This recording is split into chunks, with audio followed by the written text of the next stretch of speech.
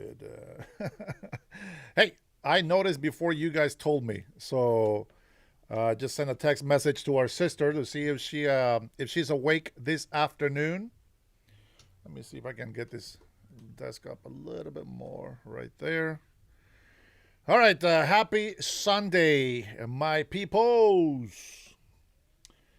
I know, cool cat. I know. I noticed that it was muted right before I started saying my awesome introduction. I want to say yes. Yesterday, you guys already know since I sent you a text message that I had a crazy migraine. Right now, it's just this side right here, this side of my face. But it's okay. I can put up with some pain. It's just sometimes that migraine pain is it's not something that I can put up with sometimes.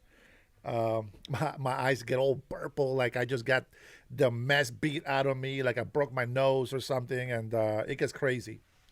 Uh, but you know what? I have a wonderful wife. I'm a blessed man, and she always takes care of me. So welcome, Saltwater, my brother, my man in the house. Yep, we're still not deported, guys. We're still representing the Latino community. Latinos for Trump. 100% Latinos for Trump, my friend. That's how we do it in here with Cool Cat. Cool Cat Renee in the house. That's right. I like him throwing in the love for Israel and doing some cheering for the Dennis Herrera show. Today I get to wear my Sunday Seahawks jersey, which is this Seahawks jersey is about maybe 10 years old now. Uh, it can still take a couple of lickings on there. And let's see, Born, welcome to the chat, my friend. John Edwards, Jonathan Ross, executed. Renee, good. Well, funny you mentioned that. We will talk about that today. In the meantime, say hello to your favorite felon. Thank you, Fitter. Appreciate the positivity for the good words.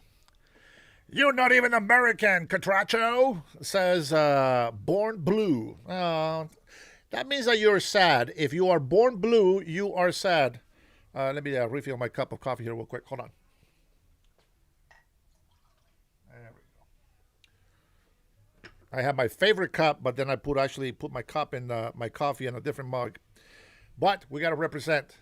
Let's see. Tori says, "What up? What's up?" That's how you say it. Oh, Keon.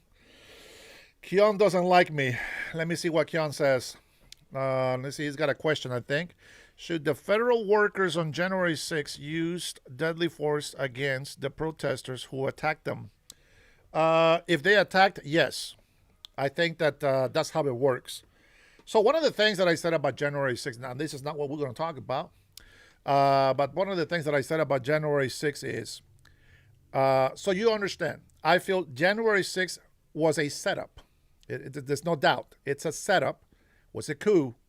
I blame the Democrats trying to make Trump look bad.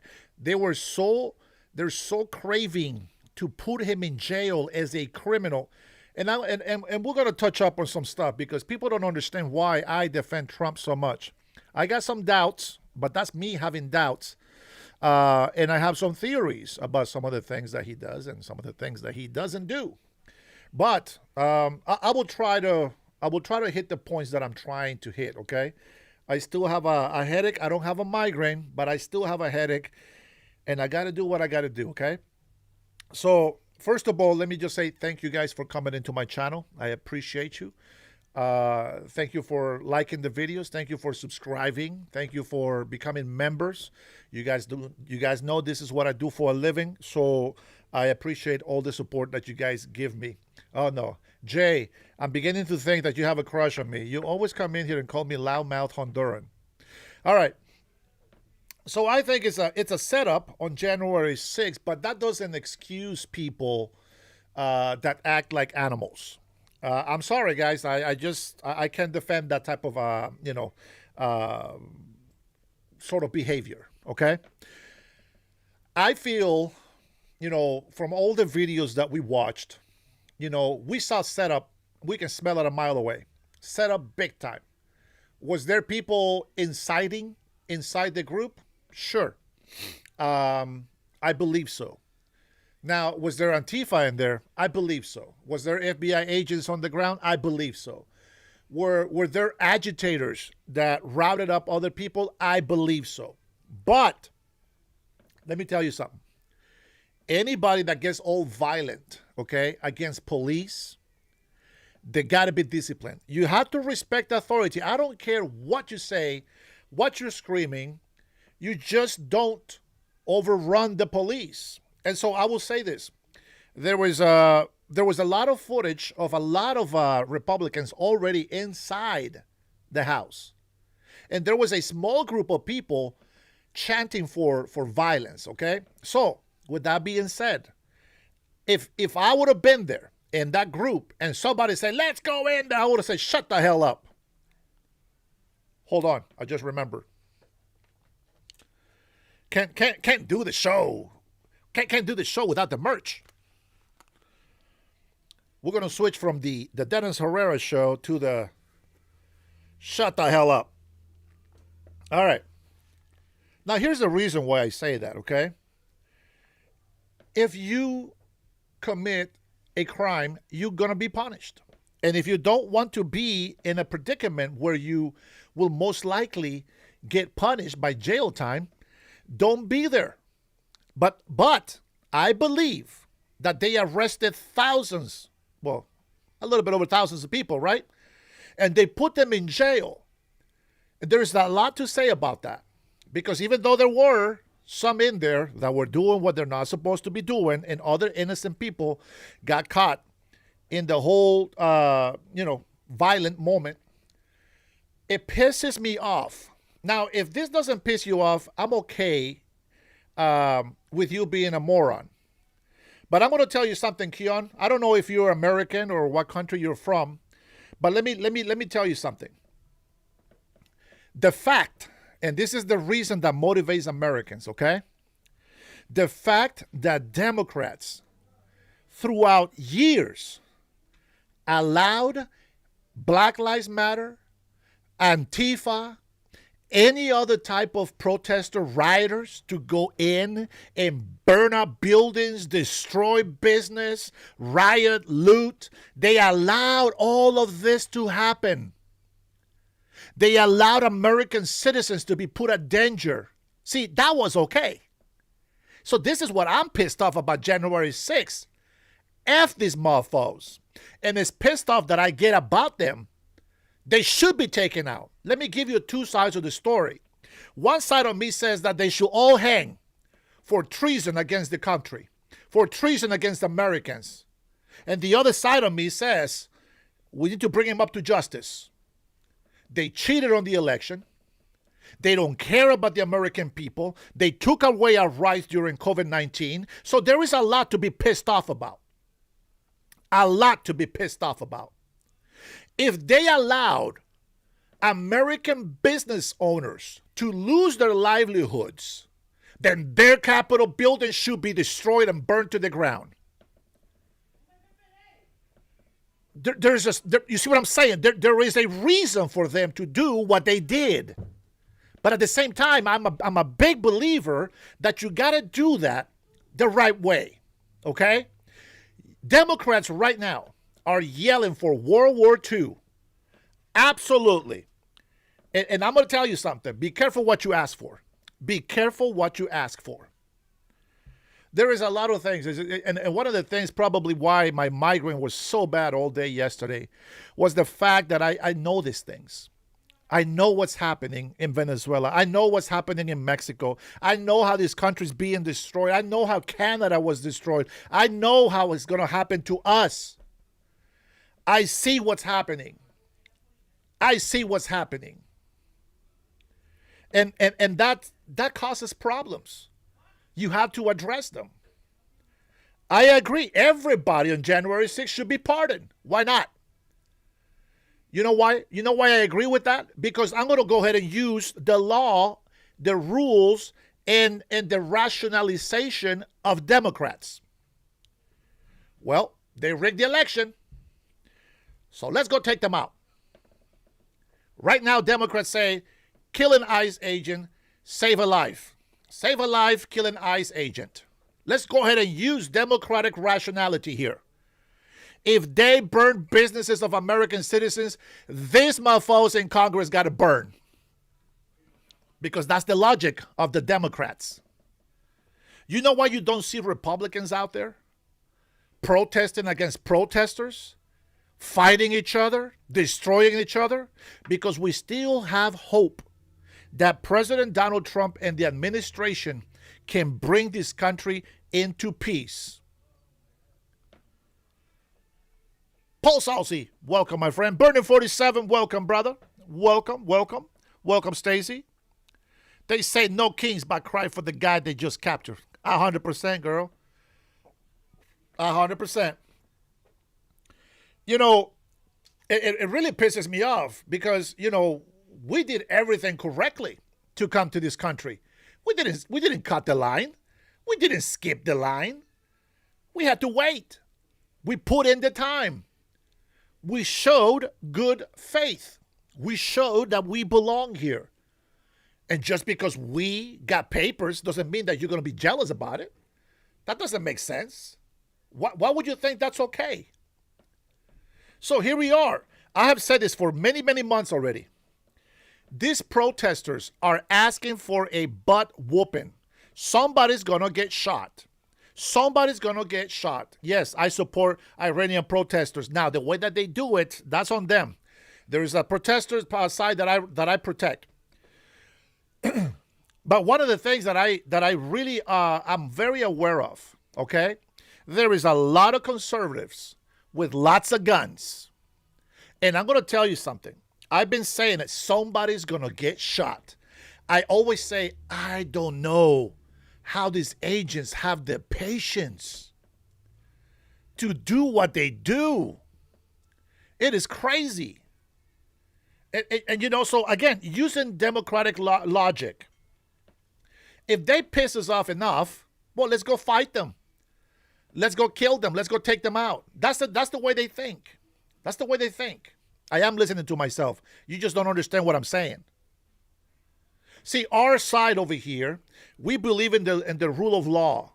We want everything to be by the book, constitutional for Americans, not for foreigners. For Americans, we stand against fraud. We stand against criminals.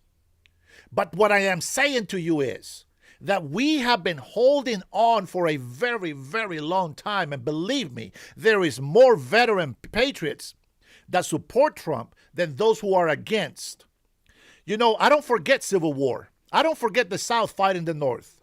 For a lot of foreigners that come over here and claim that they built this country, they don't know jack squat about all the atrocities that we had to endure in this country. Now, I say we because I've been given the baton. As an American citizen, I claim the good and the bad history of this country. And I don't care what anybody says about it. I stand for America. And I believe that any migrant that wants to come to this country should stand for America. If you don't, get the hell out of this country. You don't belong here in the first place. To see American morons on the street talking about nobody is illegal on stolen land, like you still say that? Nobody is illegal in stolen land? Seriously? I've been saying it. Somebody's going to get shot. These people have no respect for authority. And it's true. It's true. Don't tell me that you're using your First Amendment, because you're not using your First Amendment. You're abusing the First Amendment. We were, Keon, we were on the right side of history. We fought to end slavery. We are on the right side of history. Right now, we are on the right side of history. Why? Because we protect American citizens. The Democrats, again, the racist party, has gone back to the slavery mentality. They have put American lives last and foreigners first. They're out there paying protesters to hate this country. They are communists, Marxists, socialists. Do you understand this? That is the new Democratic Party. Why do you think a lot of Democrats have left the party? Because they are not the Democratic Party anymore. 100% fact. I see all the leftist creators, all the YouTubers, and I'm going to say something. I was not going to come on today because I'm still not 100% in my head. It hurts really bad. You have no idea. But I see all these leftist content creators, these YouTubers, spitting all this hateful rhetoric, criminalizing our authorities, ICE, the derangement that these people have to say that ICE agents are not, that they are not an official authority given to protect our actually peace and freedom in this country. Federal agents are police. They are peace officers. Even the superintendent, I think is the title of the police in Chicago, the black man, even he was talking about this. Let me see if I can find that video. I wasn't going to play that video, but let me see if I can find that video. I'm sure you guys already heard the speech.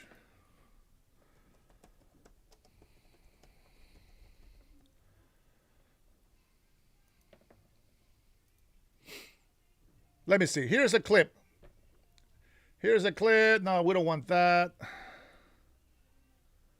Let me see if this is the one. Come on, man. Today it's us. Tomorrow it's you. Come on, man. Y'all, you know that was. Y'all know that was. Officers arrived on scene. They met with the federal agents who were out there. The federal agents had deployed chemical agents. They deployed chemical agents while our officers were there. Those who will tell you that our officers weren't there, say that to the 27 officers who were affected by the chemical agents that were deployed by federal agents. There were 27 reports done to document our officers who were affected by that gas. Catch the latest. I'm trying to find the video. That's not what I want.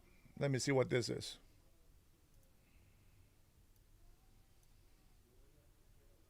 ICE, HSI are officers. There you go. They are agents of law enforcement. If you box them in with The volume is very low, but that's from the video itself. I'll try to find a different one.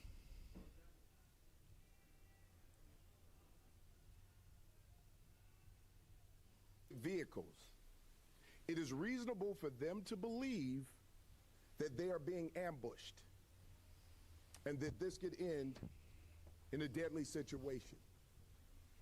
And it's reasonable for them to use force based on those conditions. Do not box in any law enforcement officer. You are breaking the law when you do that. And you are putting yourself in danger. Following law enforcement agents around. The question is why? What do you plan on doing? It's also reasonable for them to believe that you're eventually going to do harm to them. That's right. If you ram any vehicle, especially that one that contains law enforcement agents, and that's any law enforcement, local, state, federal, county, and you do. Thank you. The word that I was looking for was law enforcement. He is saying that ICE agents, and I'll show you the clip. I just wanted to hear it really good. Okay? I think there's a better one than this. Let me see.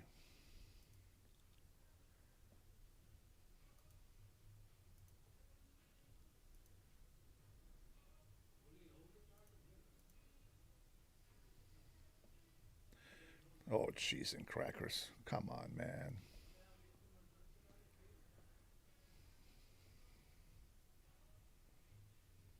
I'm going to find it so that you guys can hear it.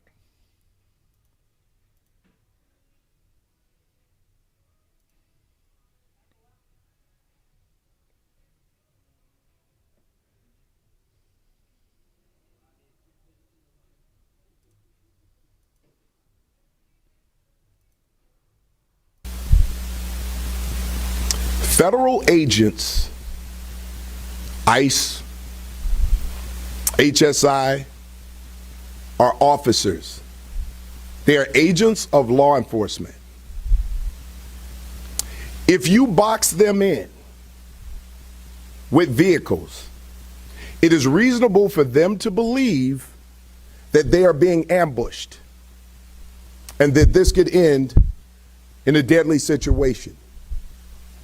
And it's reasonable for them to use force based on those conditions.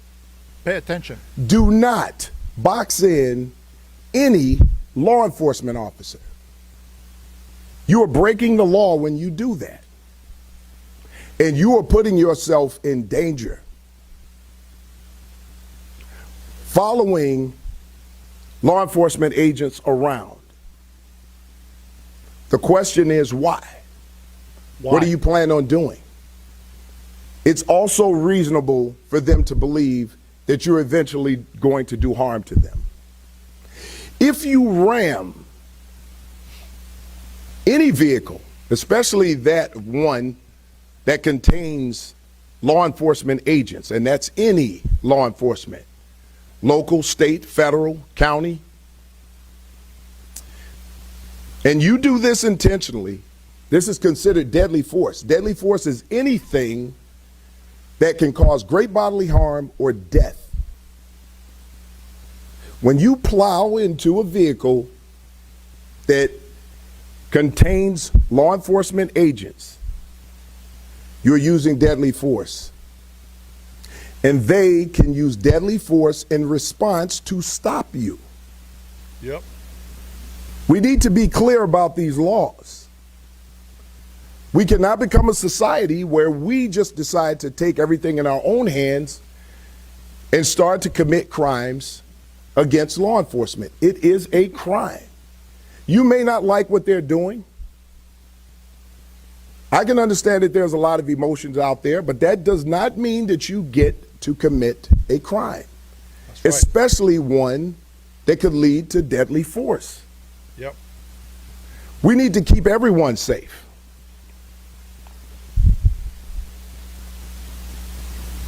Our responsibilities when it comes to federal agents, and I've been asked these questions, we do not interfere with the duties and responsibilities of federal agents. There you go. That's all I need. That is all I need to hear from him. Which, by the way, he should be the chief of police for Chicago. I can respect that. And I have been saying this. People look at ICE, and you are my witness. Democrat politicians, especially those who are sacrificing American lives to distract us from the fraud, from the stolen money that they have been doing, that they have been taking from the American taxpayers. I said this before. These crooks, they like to bring a lot of migrants into this country. Do you know why? Because they're thieves. They have bad behavior. Why do I not trust Ilhan Omar?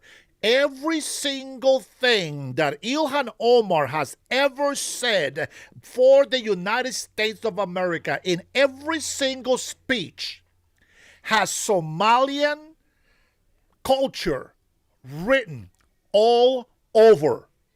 Violence, hate, disunity, division,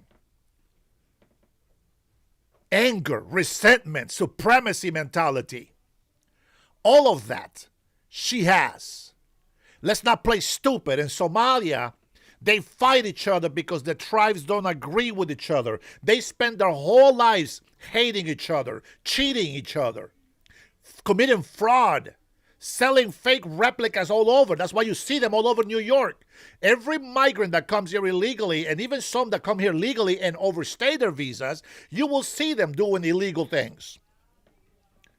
The moment that you accept people that are illegal, that are willing to break one law with the excuse that they need to feed their children, that's a red flag. That's a red flag. I'm going to tell you who I have respect for. And people misunderstand every time that I mention this about illegal immigrants. I know more than most about immigration. That is what I know the most. You know why? I had to study so much of it. Because I try to follow the law to the letter. And it pisses me off that people defend people that are cutting somebody else's time to get their benefits. You guys are sacrificing American lives for illegal immigrants. I still see those signs. I still see the signs. Nobody is illegal on stolen land. Are you kidding me? Do you not know the history? What's stolen land? What's stolen land? Somebody please tell me, what's stolen land? Tell me, how is it stolen land? Go ahead, I'll wait. If you're not going to, okay, if you're not going to abide by the Bible completely, don't bring religion into this. Has nothing to do with religion. Explain to me, how is this stolen land? I'll wait. Oh, I'm telling you what, man. I'm telling you what. Hey, Adam, how are you, brother? I'm telling you what. I know. By now, I'm telling you this. By now, I think I might have to start cheering for Muslims. I might have to. And I can't wait for them to put Sharia law in the United States of America. I cannot wait. I can't wait to see what happens to the LGBTQ. I can't wait. Oh, it's going to be fantastic. Might as well just grab some popcorn. Set up that recorder so that you can watch what happens in the public parks. In the middle of everybody watching, including children. I can't wait. I can't wait for a Catholic priest to go out there and say, hey, you can't come in here to get illegal immigrants. I can't wait. I can't wait for those ICE agents to be Muslims. I can't wait for them to go against Muslim ICE agents. That's what I want. That's what I want. So go ahead. I'm still waiting. How is this stolen land? Somebody. True Native Americans have it to use. Bullcrap. They're not true Native Americans either. They are also migrants. Nobody owned the Americans' land. Nobody. Every single person is a migrant to the continents of America. But go ahead and tell me how this is stolen land. Explain to me.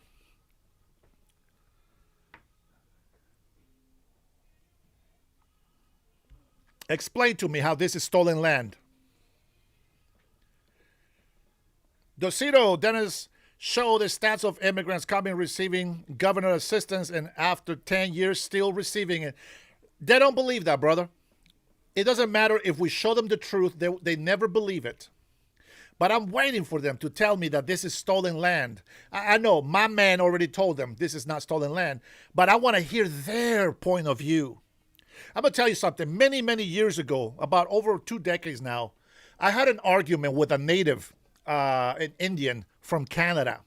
I can't remember what the tribe was. But he was arguing with me that this is stolen land. And I said, show me, how is it stolen land? And he says, well, the Europeans came and colonized. No, bitch, I said, show me, how is it stolen land? And then we started arguing and we keep arguing. And eventually he said, and I said to him, I said, so what was your tribe doing? He said, my tribe, if my tribe would have won, we would have conquered all of the Americas. Oh, there it is. What was the word again? The word was not stolen, right? What was the word? That's right. Conquered. That's right. Go read the history about the Apaches. Go read the history about the Comanches. Go on.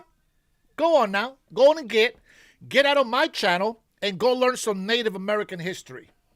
Go learn some Indian tribes history. And then come back over here and tell me that this is stolen land. It is conquered, my friend. And this is why we need to respect and obey the law. You know, a lot of the Indian tribes, which by the way, the Chinook is one of the Indian tribes that I will be fighting for so that they be recognized as an Indian tribe here in Washington State. We will get there eventually. By the way, let me give you a little update on the governor of Washington State.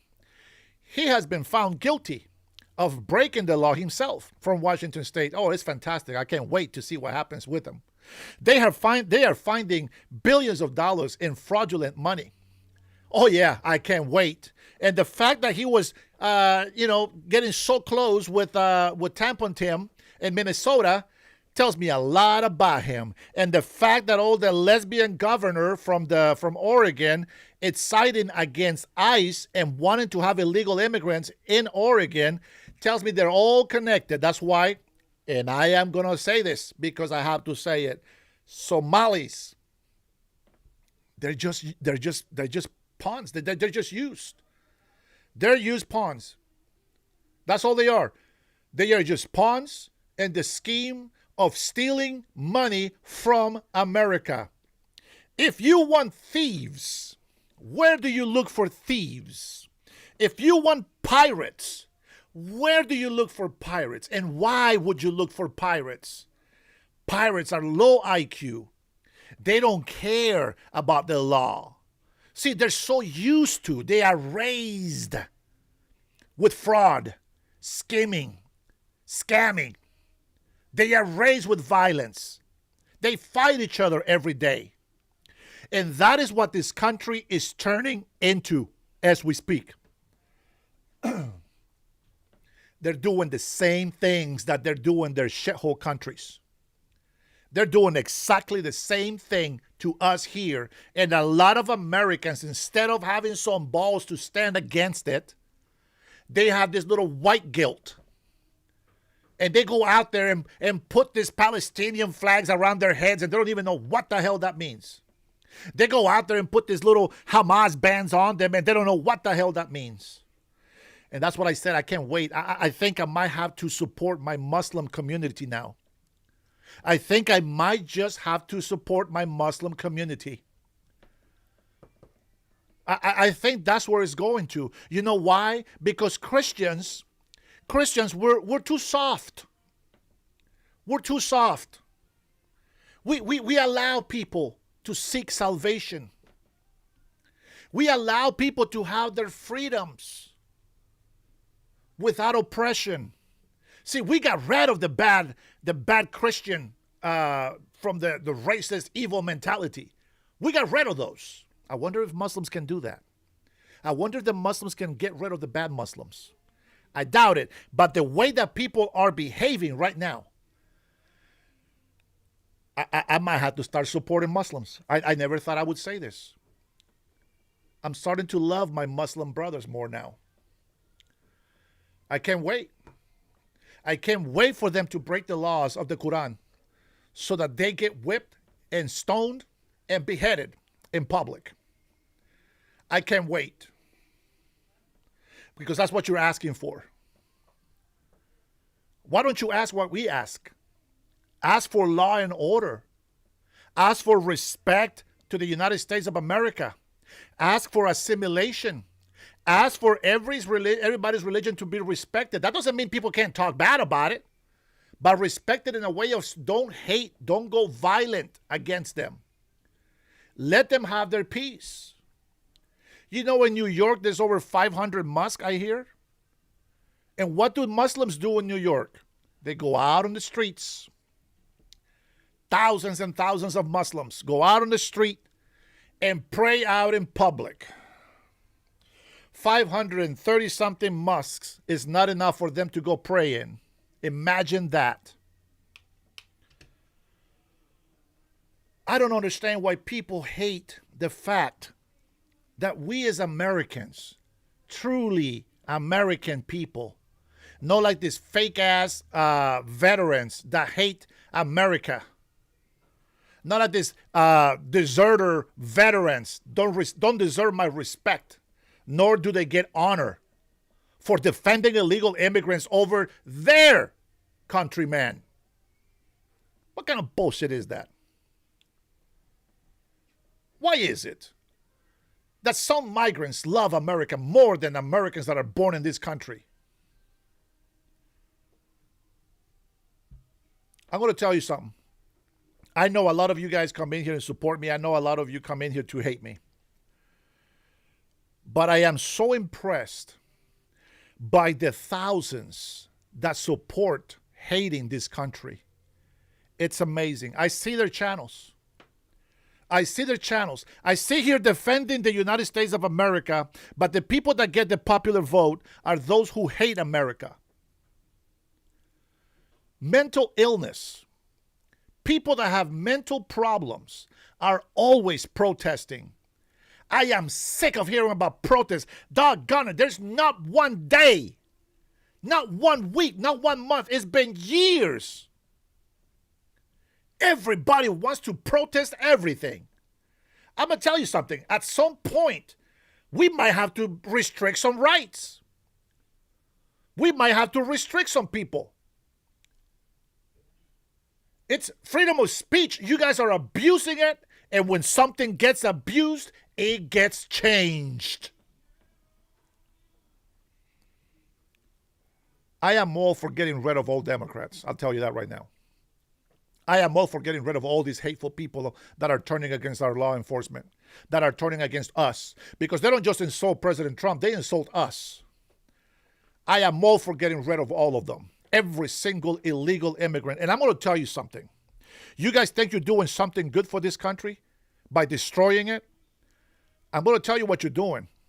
You are wasting, you are diluting the patience of the true American patriots. And you can cry rights, you can cry human rights, but at the end of the day, I'm going to tell you something, and it pisses me off that people don't learn until something bad happens. When this country goes into civil war and the destruction starts, every American pays. And all of you ignorant illegal immigrants that are in here, ungrateful bastards that come over here and abuse the rights of the American people, you guys don't deserve to be here. None of you. Hammerman, you are one of the worst. You don't deserve to be here. I don't know what country in Africa you're in, but bro, you're a piece of shit.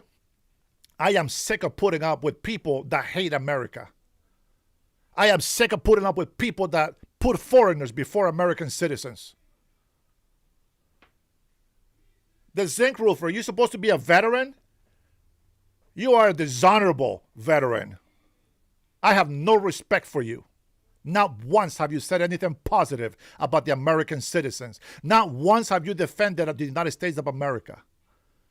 What the hell does it matter if you're a veteran in this country, if you're a hateful person towards the United States of America? You're a ground soldier for a reason. I love the United States of America. I love the law because it brings order. You guys hate the law because it stops you from being criminals that are free. Zig Roofer was a Spanish woman the other day, now a veteran.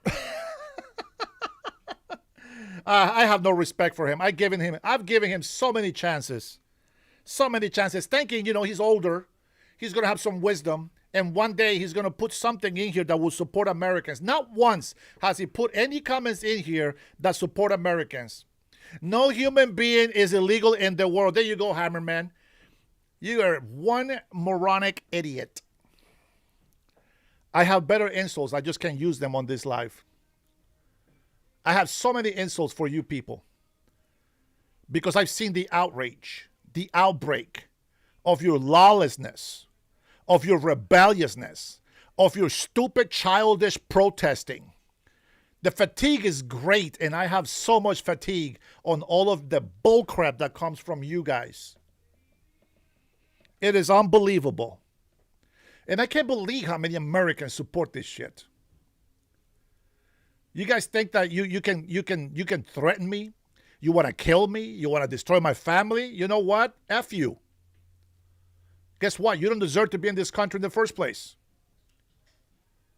And I pray to God that he has mercy on all of us. I tell you that right now. Okay, joining me now. Let me go ahead and play my first clip of the day. Anti-ICE protests erupting in Minneapolis. With a response, a new reaction is Outkick founder Clay Travis. Clay, I want to have you respond to the Democratic Congresswoman Julie Johnson not backing off whatsoever after this new video came out from the officer's perspective and laying the blame squarely on ICE, saying that ICE is acting out. She's 100% wrong with everything that she said. Now, thankfully, she lives in the United States and she gets the opportunity to be 100% wrong in everything that she said. But I think you have to actually look at the facts and you have to examine what truly happened. And this is me looking at it from a legal perspective. Aisha, I've represented people who have been involved in shooting-related incidents during my legal career. And one of the first things you have to do is go look at all the evidence here. Don't actually examine what you think about ICE. Don't examine what you think about the police or anything else. I had a great crim law professor back in the day who said there's only three things that matter when it comes to any criminal-related investigation: the facts, the facts, the facts. And the facts are these. That woman decided that she wanted to go and impede an existing ICE incident. She pulled up her car. She was asked to leave. And when she was asked to leave, she was also asked to get out of the car. She refused to comply with the things that the officer said. And she accelerated at a fast rate, as you can see on this video right here. And she made contact with an ICE agent who had previously been dragged by a car and had been in danger for his life in a similar situation.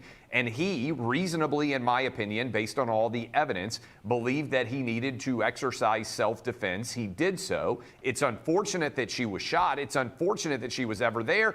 Aisha, it's unfortunate that Democrats have decided that they want to train people to show up and try to impede legitimate, lawful investigations that are taking place from ICE. If you take it outside of the world of ICE, can you imagine in your neighborhood if you saw police officers conducting some sort of a raid and you decided to pull up your car and block the road? Would anyone defend this at all? I think it's unfortunate that this happened, but for this woman, she was actually this officer was justified in self-defense and shooting. And I actually think, Aisha, that her partner, the person there that's now on the video that told her to drive and that also accelerated to me in this incident, I think that there's legitimate argument that she should face criminal charges. That's because right. I think the reason why her partner took off like that was because she encouraged her to do that and not comply with the commands of these ICE officials. So I actually think that far from this woman being justified in anything that she did, it's unfortunate that she lost her life, but I actually think the partner here could face criminal charges as well if you actually look at all this evidence, the taunting that she delivered to the ICE agents, and the fact that she commanded her partner to drive, baby, drive, and that led to this dangerous situation. Well, I think, and we're getting new videos now of, new protests and things that are happening in Minneapolis as this continues. And the thing that the vice president was saying is that at some point, someone has to say enough is enough. Like, at what point do you cross the line from peaceful protesting, which is constitutionally allowed, which every one of us has the right to do, and when does it turn into where you're confronting law enforcement, where you're impeding investigations, where you're impeding, lawful acts? You can disagree about the policies of the Department of Homeland Security, but when you're getting involved, that takes it to another level. I want to call back an Axios story that made my jaw drop a couple of months ago, and it sort of come back online on the Twitter world. And this is what they wrote. They talked to Democrats who were talking to their constituents, and they were telling them to get shot for the anti-Trump resistance. This is what one of those Democrats, House Democrats, told Axios. Some of them have suggested what we really need to do is be willing to get shot when visiting ICE facilities or federal agencies. And then goes on to say our own base is telling us that what we're doing is not enough. There needs to be blood to grab the attention of the press and the public. That's coming from... Did you hear that? for all of you morons on the chat that are giving me all this horrible justifying criminal behavior and attacking ICE agents. Did you hear what they just said? This is what Democrat leaders are telling the people. Think about what you say. Think about the way you react before you do some stupid nonsense. House Democrats, that's what they're hearing from their constituents. It's unfortunate. I'm glad you brought this up, Aisha, because this is what they want to happen. They want confrontation, they want conflict, and they want to create situations where awful things like this could happen. Again, my argument here would be just what you said. If you want to protest ICE, if you want to march down the streets and you want to say this shouldn't be happening here, go vote in 2026, go vote in 2028. We had an election in 2024. President Trump ran on just this, and he won the popular vote. He won every swing state, all 7 of them. The American public said, we want President Trump to do this. We want Tom Homan, Kristi Noem. Okay, if you disagree, go out and advocate against it. But do not create these situations where you are making it more dangerous for everyone. Yep. Why in the world would you be showing up at the sites of ICE investigations and ICE arrests and trying to create these situations? I think it's unfortunate. They want people to get shot. They wanted Renee Good to get shot. They want more people to get shot. They're trying to put ICE agents in a perspective where they fear for their lives and they feel like they need to act out here. There are not going to be any criminal charges against this ICE agent. There shouldn't be, but they want more of these situations because they want to catch an ICE agent doing something improper so that they can argue that all this should be shut down. That's their goal, clearly. Well, they certainly think they have the momentum to be able to come back to the Hill and threaten to now shut down the government again to try to reform the Department of Homeland Security. I don't know how that's going to go. Clay, we just ran out of time. Thank you so much for joining us and coming on with that perspective. I want to know why common sense, right there, why common sense just didn't even make a dent on the leftist brain. I don't understand that. How is it possible? I don't understand. How is it possible? Common sense doesn't make sense to Democrats. It is beyond me. I think that's what gave me a migraine yesterday. Just trying to figure out how to help Americans stay free, how to make Americans be prosperous. How can we continue having the American dream, the knowledge that Americans have to create businesses? Illegals get the credit for that. Why? Because they can put taco stands everywhere. And they think that's great business entrepreneuring. It might be good to have a taco truck somewhere. But in order for you to have a business, that's great. Do you have employees? How many employees are you providing work for? That is the difference of having a small business. I can go ahead and sell shirts and merch in here. And by the way, I will do that later. But that doesn't tell me that I can hire somebody. Unless I get very popular and I start making good money, then I can hire an editor, and then I can hire an audio guy, and then I can hire somebody else to help me with some news recording. Then I can hire somebody else to do merch, etc. But until then, all I'm doing is telling you the truth. So I got to do what I can, as long as I can. But I'm not going to tell you, oh my God, I'm my own business guy. You know, I'm independent. But no, that's not it. When they come in here and set up taco trucks and all this, that's for themselves. That's not for you. Yeah, we all love tacos. We all love burritos. Of course. And I wish them well.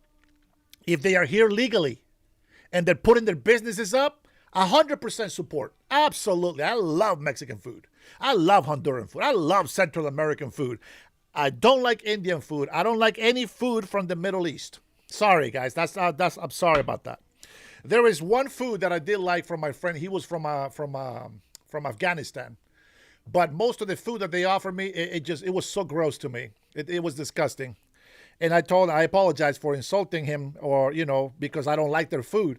But I did like one dish that they made. I don't remember what the hell it was. But I like my Latin cuisine food. That's what I like. So if you are in this country legally, you got 100% my support. But if you are here illegally, the least that you can do is shut the hell up and enjoy your time while you're here. But my suggestion is deport yourself. Self-deport before you get separated from your family and whatever other else you decided to do here while you were illegal. Anchor babies is not going to be there forever, my friend. And I hope the Supreme Court judges against that. Illegal immigrants cannot have American citizen children. I can't wait for that to come out. And I believe that it will be from that date on, and it's not going to be something that will be retroactive.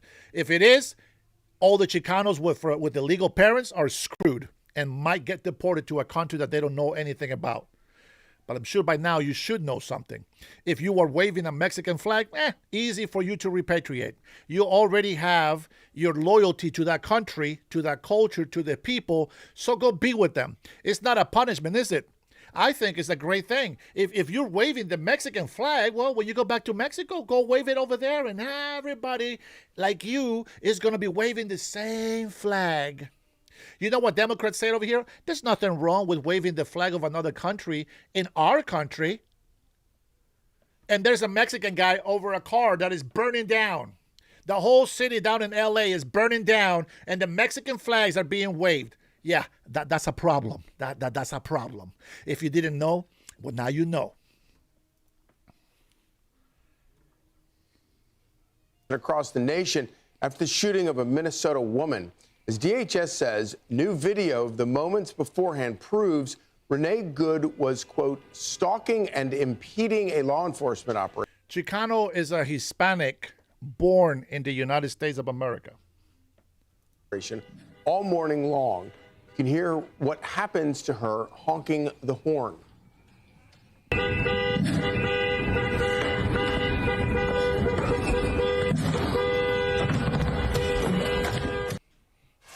Justin Greggy is a town hall columnist. Did you catch that? That innocent woman? She's just impeding. She's just impeding ICE agents, which they think they're not real law enforcement because Democrats say they are not. So I don't truly blame her for getting herself killed. I blame Democrat politicians, and specifically Ilhan Omar. Every behavior from her third world shithole country, she has elevated here in the United States of America. And because of a lot of dumbass American, white guilt Americans specifically, they have been allowed to use our American rights against us. And nobody gives a damn. Well, on this side, on this channel, we do, even if you don't like it. Based in Minnesota, and he joins us now. Dustin, great to see you this morning. Thanks for joining us. So you've been out in Minnesota for some time now, and you covered the protests 4 years ago after the George Floyd incident. Can you give us some sort of sense of comparisons between the protests we're seeing now and the protests you saw back then?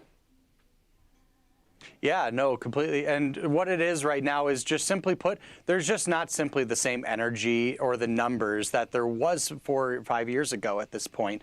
Back then, we were seeing crowd sizes 7 times the size of what we are now. There was a lot more energy and ultimately a lot more flames in the summer love.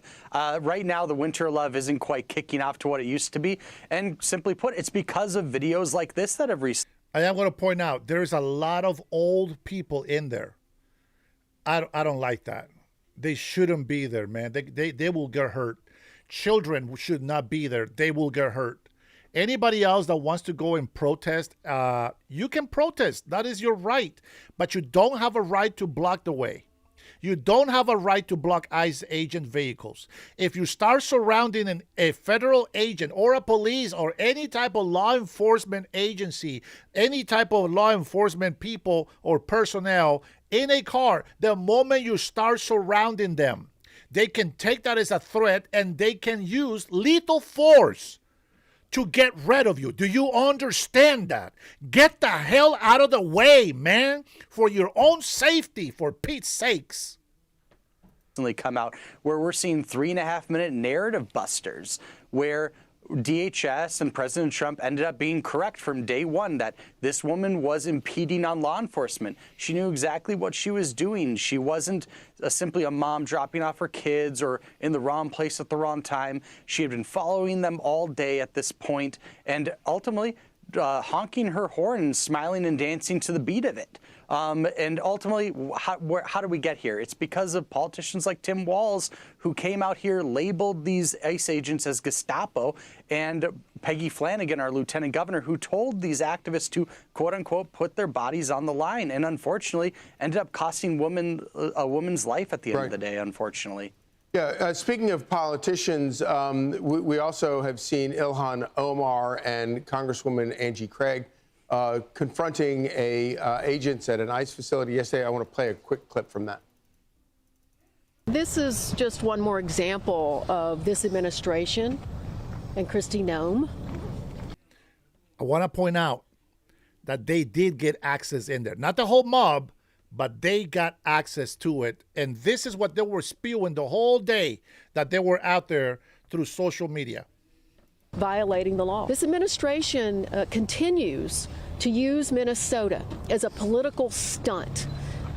And earlier this week, it got a woman killed. When people are disappeared in the darkness, American democracy dies. They are not only disappeared. Says the pirate. Who the hell takes the word of a pirate? Who the hell takes the word of a pirate that just made $30 million when she was negative 45,000? Maybe she was in the positive, but now she's worth $30 million. And there was over $19 billion now that has been given to Somalia, supporting terrorist group. Get out of here with that, man. Shut the hell up. I don't believe one word that she says to anybody. She comes in here from a third world country, and I don't care if it's a third world country. I care that it's a third world country that has pirates, that has no peace, where they commit fraud all the time. They are fighting each other all the time. And I'm not talking about fists. They're killing each other. They're so Muslims and so grateful to Allah, and yet they kill each other. They lie for a living. There is nothing honest from Somalians. That's the problem. That is the problem. It's not that they come from a third world country. It's that they are all snakes. Oh, somebody put that in there. Thank you. Everything she says is a freaking lie. And we know exactly what ICE is doing. And all the illegals in here and the white guilt people, I don't care what you say. We know what ICE agents are supposed to be doing. Disappearing people who have committed crimes, who are in this country undocumented. They are disappearing U.S. citizens. The biggest lie right there.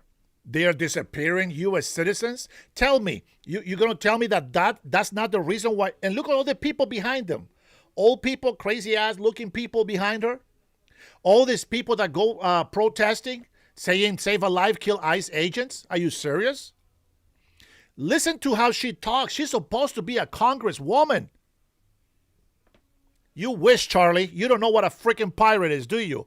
It's not your Pirates of the Caribbean, you dumbass. Okay, DHS issued a response to that saying the members of Congress were notified their visit was improper and out of compliance with existing court orders and policies, which mandate that members of Congress must notify ICE at least 7. They shot a woman in the head while the car was moving. She was trying to run over an agent. Period. Her fault. 120%. 7 days in advance of congressional visits because they were out of compliance with this mandate. Representatives Omar and her colleagues were denied entry to the facility. I think it's really interesting, Dustin, that if you listen to them, 2 weeks ago, all of these Democrat politicians were embroiled in one of the biggest financial scandals that we've ever seen in this country. They seem to be so relieved to be running off to the next controversy to get away from that burgeoning scandal. No question. And it's just, you just got to laugh as if this country didn't vote for mass deportations. We saw that in the election results. And even here in Minnesota, we saw good gains here that cycle. But yeah, ultimately, at the end of the day, they're trying to run away from their failures. And that's just simply put what it is at the end of the day. Ilhan Omar, it's only there because they got caught with a massive fraud. That's why they keep bringing the whole race card against Minnesotans. No, it's not against Minnesotans. It's not that it's just Somalis, but they are using Somalis because of the low IQ, and they are more than willing to commit fraud, to scam, to scheme, and to lie to people because this is what they do in the country where they migrated from. And they don't come here to assimilate. They come here to make our country into a third world country shithole. That's why they're here.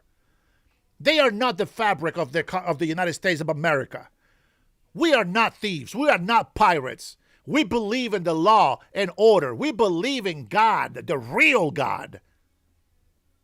Over the last 2 months, Democrats have been on complete defense, trying to run away from these failures, to the point Tim Walz dropped out of the governor's race. That's how toxic. Hey, don't hate because you don't got one of these. Don't hate because you don't got one of those. This issue has been for the Democrats. Now we're seeing 90-10 splits, and although this is only like a 60-40 issue right now with immigration in Minnesota, but it is in favor of them. So they are trying to push this as a wedge issue and continue to push that rhetoric of, hey, these ICE agents, they're Gestapo, and you have to put your bodies on the line, and yeah, you're disappearing your neighbors. And yeah, fortunately, at the end of the day, this is the end result. Running from their failures, you're putting it kindly. I suspect it's failures and so much worse than that. Dustin, Greggy, thank you so much for joining us. I bet you guys are not even paying attention to the news. Now, I'm going to go ahead and give you a little bit of a CNN. Now, watch the difference on how they report the news.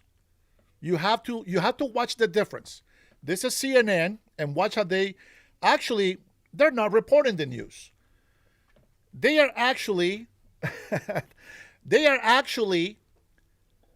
trying to prove on national television what they believe has happened. And I know a lot of you hate that I have one of these, huh? But guess what? You can't get one unless you follow the law and you follow the immigration process. The shooting, we should note, was Wednesday at 10:37 a.m. Eastern. Just over 2 hours later, the Department of Homeland Security put out a statement definitively asserting what had happened, defending the ICE agent, accusing Renee Good of domestic terrorism. That's a characterization that you reiterated in a press conference half an hour later. Now, Republican Senator Tom Tillis said, quote, "It was very unusual to have a senior law enforcement official to draw a conclusion about an event where the scene was still being processed. Generally speaking, law enforcement would recognize that a life was lost, that families are changed forever, the shooter's life will change forever. We're collecting video, we're trying to assess the situation." Why did you not wait for an investigation before making... Hold on, S.A. John says your grandpa was no bueno for America. Well, you know what? My grandpa was born in the 1860s. So, yeah, he is no bueno for America today, that's for sure. There's a lot of history, brother, in my family. There's a lot of history, and I follow it. Your comments. Well, everything that I've said has been proven to be factual and the truth. This administration wants to operate in transparency. I have the responsibility as the Secretary of Homeland Security to know this information as soon as possible. Had just been in Minneapolis the day before, had already had conversations with officers on the ground and supervisors, and knew the facts, and decided that the department and the people of this country deserve to know the truth of the situation of what had unfolded in Minneapolis. But with all due respect, Secretary, the first thing you said was, quote, "What happened was our ICE officers were out in an enforcement action. They got stuck in the snow because of the adverse weather that is in Minneapolis. They were attempting to push out their vehicle, and a woman attacked them and those surrounding them and attempted to run them over and rammed them with her vehicle." That's not what happened. We all saw what happened. It absolutely is what happened. Those officers had been out in enforcement action. A vehicle had been stuck. They had come to help get that vehicle out. That's when this individual started blocking traffic for minutes and minutes. You said that the woman attacked them and surrounded them and attempted to run them over and ram them with her vehicle. blocked the road for a long time and was yelling at them and impeding a federal law enforcement investigation. And that's what you need to focus on, Jake, is they were breaking the law by impeding and obstructing a law enforcement operation. They were breaking the law already, and these officers were doing their due diligence and what their training had prepared them to do to make sure they were handling it appropriately. You said within hours of her being killed, you said, And she's just yelling, go.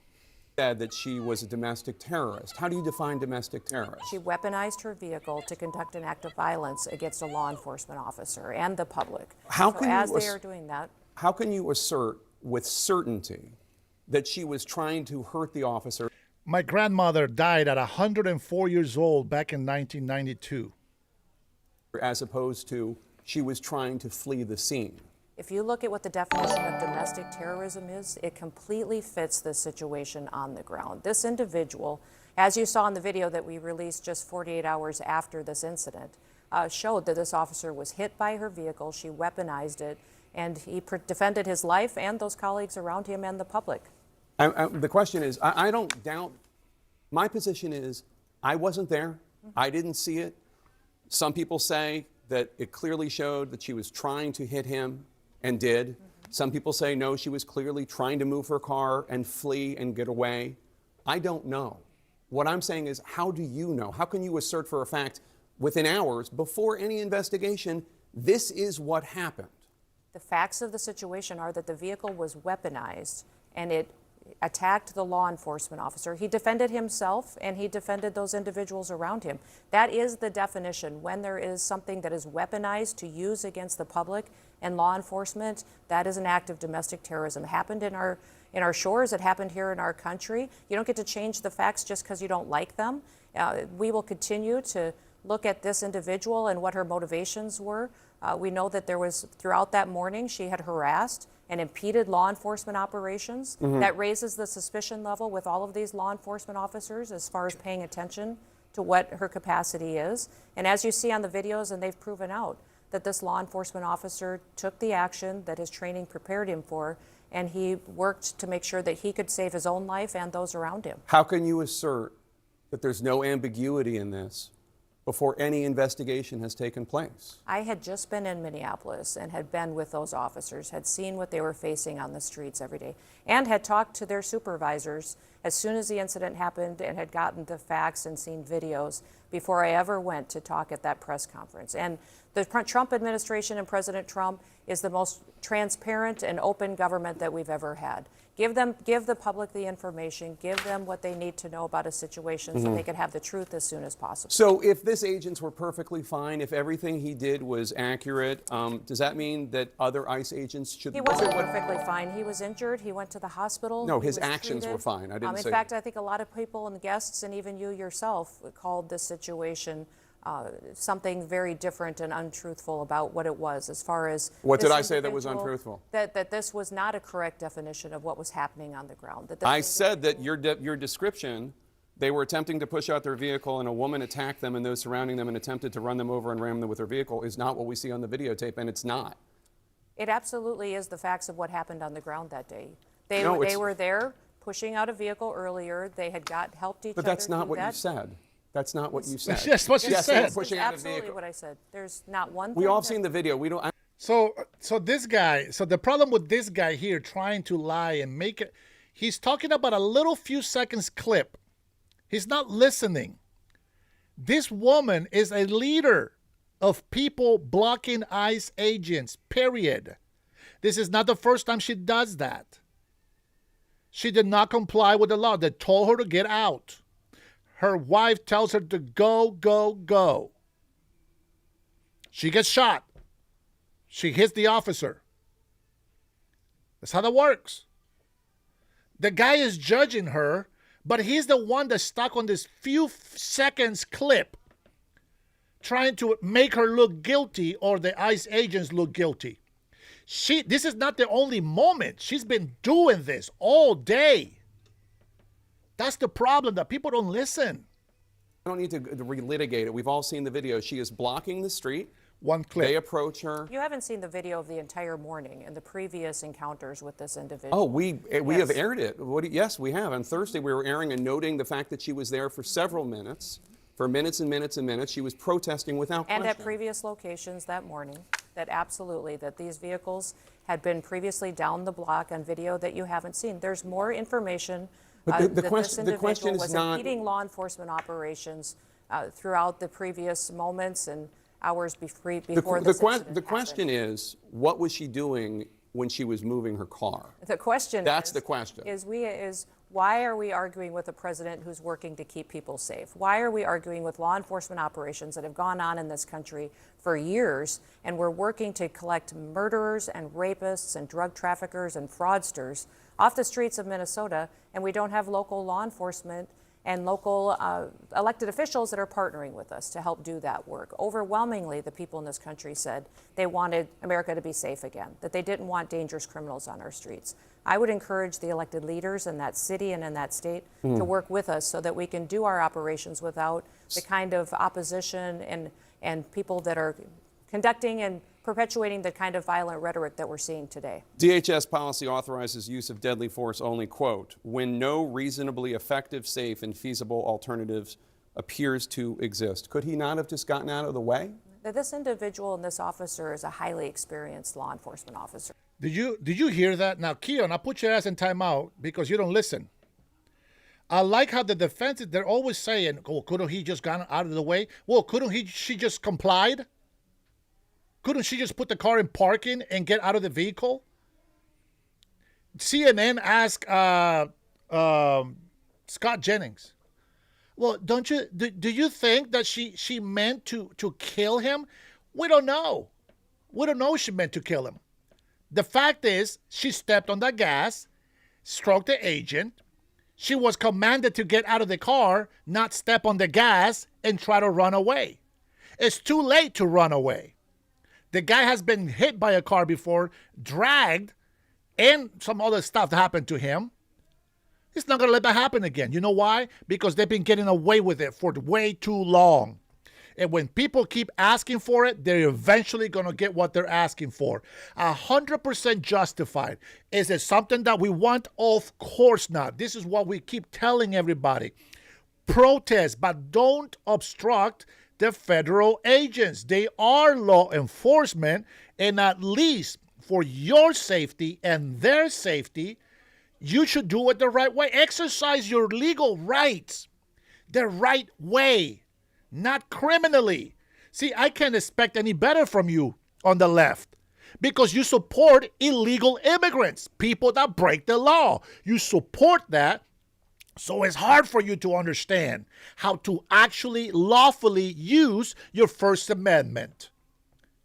That much I know. You are unlawful. You are rebellious. You have a mental problem that does not allow you to use common sense for your safety and that of your neighbor. He has years of training and specialized training for these types of situations. We're grateful that he's alive. It's a tragic situation, and we're going to continue to work on the investigation into the individual and find out what the motivations were behind her actions that day. We're grateful that he's alive, too. I want to play this moment from the officer's cell phone video. Get out of the car. Oh, yeah, he wasn't hit. No big deal. He wasn't hit at all. Fucking bitch. Is that That's right. He said, you effing bitch. That's exactly what she gets because she tried to run him over. Agent Ross's voice calling Renee Good a fucking bitch? Yes. I can't determine Yes, which Norm. one it is, but yes, it could it be, is. sir. In June of last year, Agent Ross had his arm pinned in the back window of a car as an undocumented Nathan Doug, shut the hell up. You don't even know what a Gestapo is. You dumbass. Get out of my channel. immigrant who was a criminal drove away from a traffic stop. It dragged him about 100 yards. Here's what Vice President Vance said about the incident this week. That very ICE officer nearly had his life ended, dragged by a car 6 months ago, 33 stitches in his leg. So you think maybe he's a little bit sensitive about somebody ramming him with an automobile? Listen to me. Stop defending the violator. The ones that have jurisdiction, the ones that have authority to be there, lawfully be there is the federal agents. And even if they put themselves in front of the car, when they tell you to get out of the car is a lawful order. Did you do something wrong? Don't lie to me. She was obstructing federal agents, period. She's blocking the roadway. Don't play stupid. You play stupid games, you get stupid prizes. Don't play dumb. Accept the truth. They told her to get out. She ignored the commandment by a lawful law agent, law officer. She decided to go and try to run him over. And said, get the hell out the way or you get run over. That only happens if even the police have done this. Hey, get out of the way, get out of the way. And they slowly accelerate, trying to get people out of the way. Eventually, there's no more slowly. This lady didn't slowly move forward. She stepped on the gas. How do I know? Look how hard she hit those cars in front of her. Don't play stupid, man. Don't play stupid. If this is relevant, first of all, it's horrible that that happened. If it's relevant, which the vice president seems to think it is, do you think this understandably very traumatic event that this officer went through last June might have influenced, as the vice president is suggesting happened, how he responded? Now, there's no indication to that, but the facts is that we've seen vehicles weaponized over 100 times in the last several months against our law enforcement officers. So they definitely know that the threat is real, that individuals who are trained by activists to go out and to impede their law enforcement operations will weaponize their vehicles and try to run them over and drag them and not stop. So they certainly go into these situations with that knowledge that that could happen, and that's what their training prepares them for. What evidence are you looking at that so many other people around the country look at and they say, it looked to me, her tires were turned to the right, she was moving her car, and they see a woman trying to flee? You say she was trying to kill the officer. No investigation has happened. Why are you so certain that your interpretation is the truth when an investigation hasn't even happened? I'm watching the videos. Other I'm people are talking to watching the officers. videos I'm getting and the coming facts. to a different conclusion. Everything that we've stated as the Department of Homeland Security and this administration has been factual. And I wish we would talk factually about what we see every day from these protesters, what they do, what they say, how they chant over and over, kill ICE, attack law enforcement, how they're... Toe Cutter says, stop resisting. And what do they say? Resist, resist, resist. They're asking for it. They are asking for it. And I'm going to tell you something. You guys are bitching about National Guard being on your city and your state. I'm going to tell you something. All of us American citizens that are law-abiding, we're up for it. But you guys will get martial law, and you guys are going to be taken out. You think you can do a civil war, bro, against the United States of America and all of the people that voted for President Donald Trump? There is a lot more patriots of the United States of America than there's a lot of you traitors out there and rebellious nincompoops. Trained to perpetuate violence against them and to stop the work that they do every day. Each of these law enforcement officers takes an oath to protect this country and uphold the law. They go out every day and enforce the laws of this country to keep people safe. So these individuals that are out there harassing them. This tells me otherwise, whether you like it or not. Why they do that work, doxing their identities, threatening them and their families. It's unacceptable, and that's why President Trump is so strong in supporting their operations in all of these cities. The officer appeared to have fired 3 shots, the first one through the front windshield, and the second and third through the side window.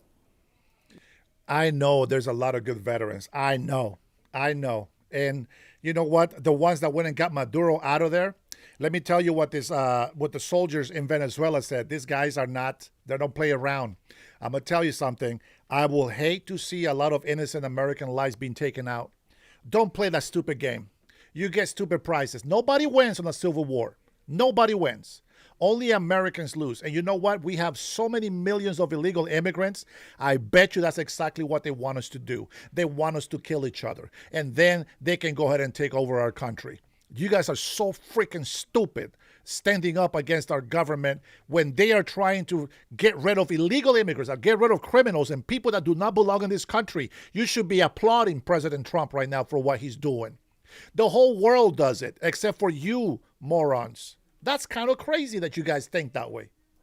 What is the justification for the second and third, given that the officer was out of You're harm's way? watching the same videos that I am, correct? Yeah. Yeah, you're watching the same ones. So you see how quickly the situation unfolded, how the officer was in front of the vehicle when she...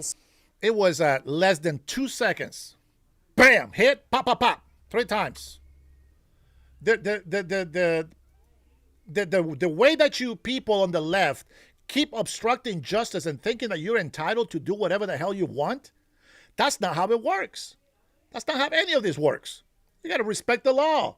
They are law enforcement, whether you like it or not. Respect the law. And for all of you illegal immigrants that are in here talking shit, get the hell out of our country. You don't even deserve to be here in the first place. You shouldn't be here in the first place. You want us to love you and accept you? F you, because all you do is make us not want you here at all.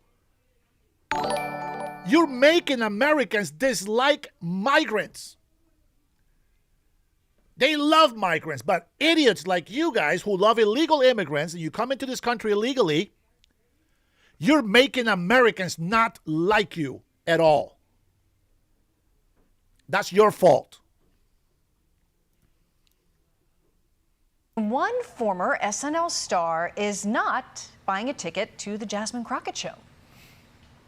Don't waste your money sending to Jasmine Crockett. Do not do it. I must agree. Don't do it. You're going to waste your money. Take it from someone who sent Sarah Gideon like a ton of money in Maine. Like, just don't do it. Don't waste your money. Don't do it. It's hard enough to come by. That was Bowen and Yang agreeing with his committee co-host Matt Rogers, saying not to waste a dime on Jasmine Crockett's Senate run. They did not stop there. They also mocked Gavin Newsom. I don't think so, honey. Gavin Newsom, if you're going to run for president, you need vocal surgery. Oh. You need to remove the polyps on your vocal cords. Listening to you is a nightmare. And I have a feeling you're going to be talking a lot. All right, joining me now, the host You hate old people that think like me? Well, guess what? You reap what you sow. of Fox News Saturday Night, Jimmy Fallon. Thank you for being here. How about it? Nobody has to worry about me running for president because I wouldn't pass the background check. But let's talk about these people for a minute. Are we allowed to make fun of everyone now again? It's all in. Okay, Oh, yes. good. We've kind of pulled the goalie in life. Our president's a comedian right now. He insults people at press, and we like it. It's refreshing. We want real candor. I loved what Bowen Yang said and his co-host Matt Rogers said. Why? Because Jasmine Crockett is an Instagram influencer with a side hustle in Congress. People are starting to catch on to this sort of thing. He invoked Sarah Gideon up there. Okay, when you donate to those people, it's because they're getting a lot of clicks and you go like, wow, this person's going to do something. And what they're going to do is nothing, meaning they're hoping to trade the relevance for electoral status.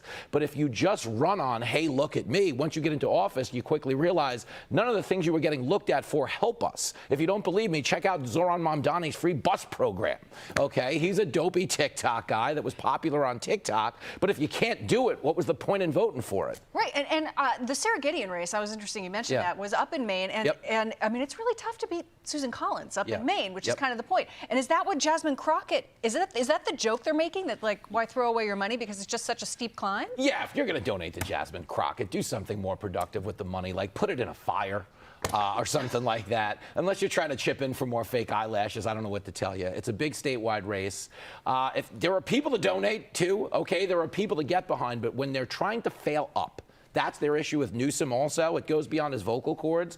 It's if you haven't done anything for anybody, okay, that's not going to start once you get in, okay? It has to be on the front end. Switching gears, not so much, but to Conan O'Brien. Oh, I love Conan, I know. Love. Let me just listen to Conan O'Brien. Take a listen to his latest take. Yep.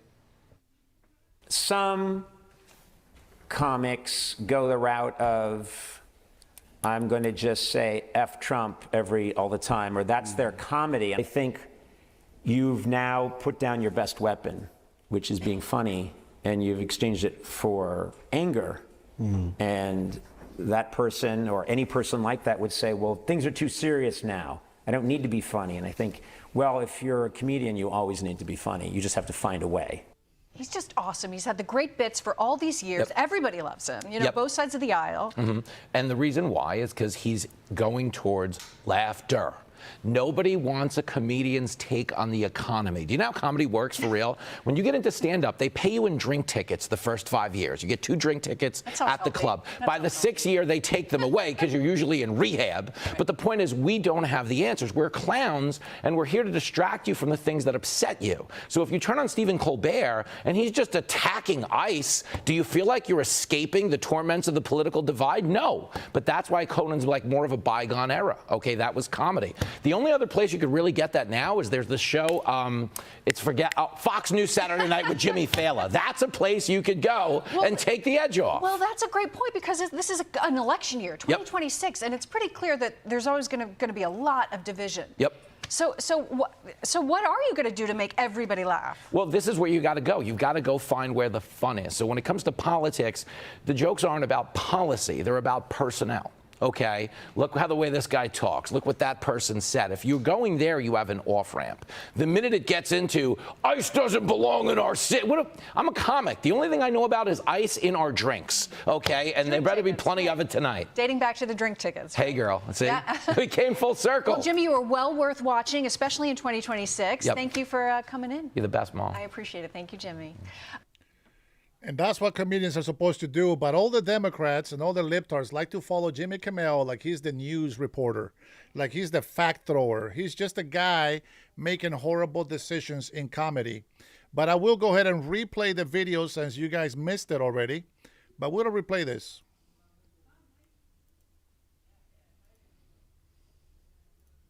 Federal agents, ICE, HSI, are officers. They are agents of law enforcement. If you box them in with vehicles, it is reasonable for them to believe that they are being ambushed and that this could end in a deadly situation. And that's what I say. Protest, but don't obstruct the ICE agents. They are law enforcement, whether you like it or not. Docito, it's good to have you here, brother. I don't forget my Iraq brother. I love it. I'm glad that you're here, brother.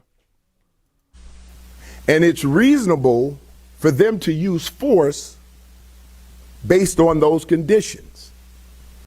Black Chicago Superintendent, Mr. Police Officer here, agrees with all of us. How about that?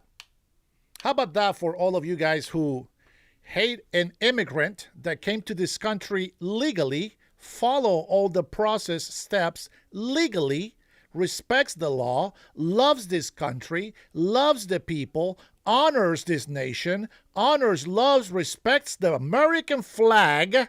And here is a black man, a man of law, telling you that everything that this legal migrant that became an American citizen is telling you is the truth. Now what?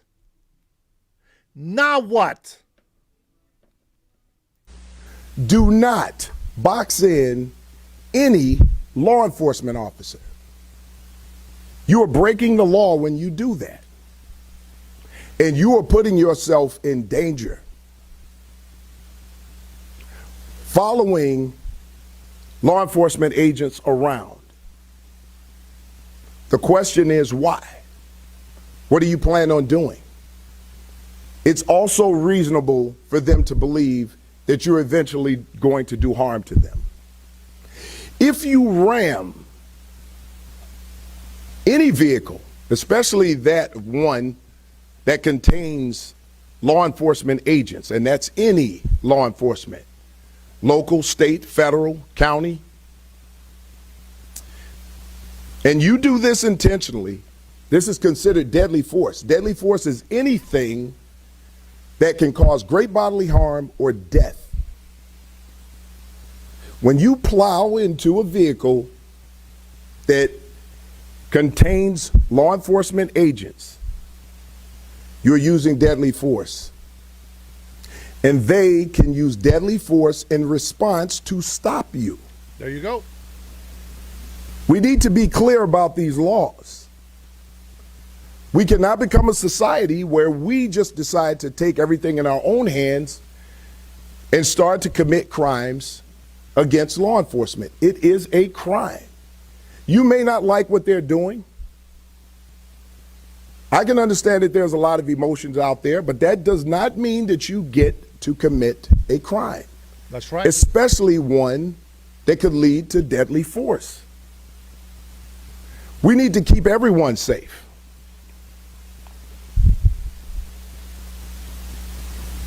Our responsibilities when it comes to federal agents, and I've been asked these questions, we do not interfere with the duties and responsibilities of federal agents.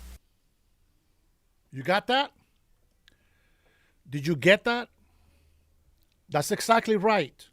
Now, I'm going to say this, they don't get to watch my channel anyway, but I'm going to say this for you Democrats, for you people that are on these horrible states like Minnesota and, Minneapolis and, and Chicago and all these other states that are horrible. Yeah, my state of Washington state is also bad, but it's not as bad as Chicago. I can tell you that right now. You guys should stand up against your politicians and hold them accountable. Let me tell you something. When you have a governor being exposed for a massive fraud situation that he has been ignoring, that he has been prioritizing using low IQ pirates to do his money laundering in Minnesota, and when you allow Ilhan Omar and all these other Somali and people to come into government to put hate in your heart, to put division between American citizens, you, my friends, need to stand up against them and hold them accountable. When they fight and audit from the government, they're hiding something. When they fight to protect illegal immigrants over you, the actual American citizens and legal migrants, there is a problem. They are hiding something. And right now, Ilhan and everybody on the Democratic side that is being investigated, they're going nuts. They're going out there trying to throw as much negative things that they can against the government. And what I find very interesting is they call it Trump's fault. Trump's fault. But not once have they said, hey, my mayor said, get the F out of here, ICE. No, they actually make signs and they say, get the F out of here, ICE. They don't say, hey, listen, the reason why this happened, this tragedy happened, is because you are not exercising your First Amendment the right way. You are not to resist. But Democrat politicians, they keep telling them, resist. Put yourselves in the way. Nothing's going to happen until blood is drawn. Well, there's blood drawn now. And they go out there and protest as if it matters, right? Hey, Agus, how are you? They go and protest as if it matters. It doesn't matter. You know why? Because we have protest fatigue. We're sick and tired of these people protesting all the time. It's like that is their full-time job. You got to give it a rest, man. You got to, at some point, doggone it, represent your so-called democracy that you're fighting for. Respect democracy. We voted. We won. It's our will. Everybody that voted for Trump will agree with me. And the few flakes that don't, that's okay. They're compromised emotionally. They don't use common sense. It is unbelievable that today and age, I never thought that I would ever talk to my fellow Americans the way that I'm talking today. It is crazy. Never in my life did I think this day was possible. Let me see what Holman says about this. Joining us now is White House border czar Tom Homan. Tom, thank you for being here. Appreciate it. Immediately after the shooting, you said that it would be unprofessional to comment on what I think happened in that situation. Let the investigation play out and hold people accountable based on that investigation. Since that, time. We've seen a lot more evidence come out, including cell phone video from the officer who shot Renee Good. What is your assessment now? Look, you know, when I did that interview, I went straight from an airplane, tarmac, straight to that interview. So when someone shows me I have one video, cherry-picked video, and asks me to comment, I just think it was inappropriate for me to do so. But look, since then I've looked at a bunch of videos, and I truly believe that officer thought his life was in danger to take that action. Now, look, we won't let the investigation play out. You know, there's a lot of things we all don't know. There's probably a lot of video we haven't seen, but the FBI has, even ring video. What's the statement from the officer? What's the statement from the witnesses? What's ballistics? The ballistics, you know, I'm sure they're looking at ballistics and the forensics. There's a lot of information needs to come out, so I'm still going to say, let's stop the hateful rhetoric. You can't compare this to murder. Murder requires malice, and that is just dangerous to put that type of language out. Let the investigation play out and see where it lies. The DHS Secretary Kristi Noem concluded pretty quickly that this was a domestic terrorism incident. She said that while the scene was still being processed, and said the dead woman was part of a left-wing disruption scheme.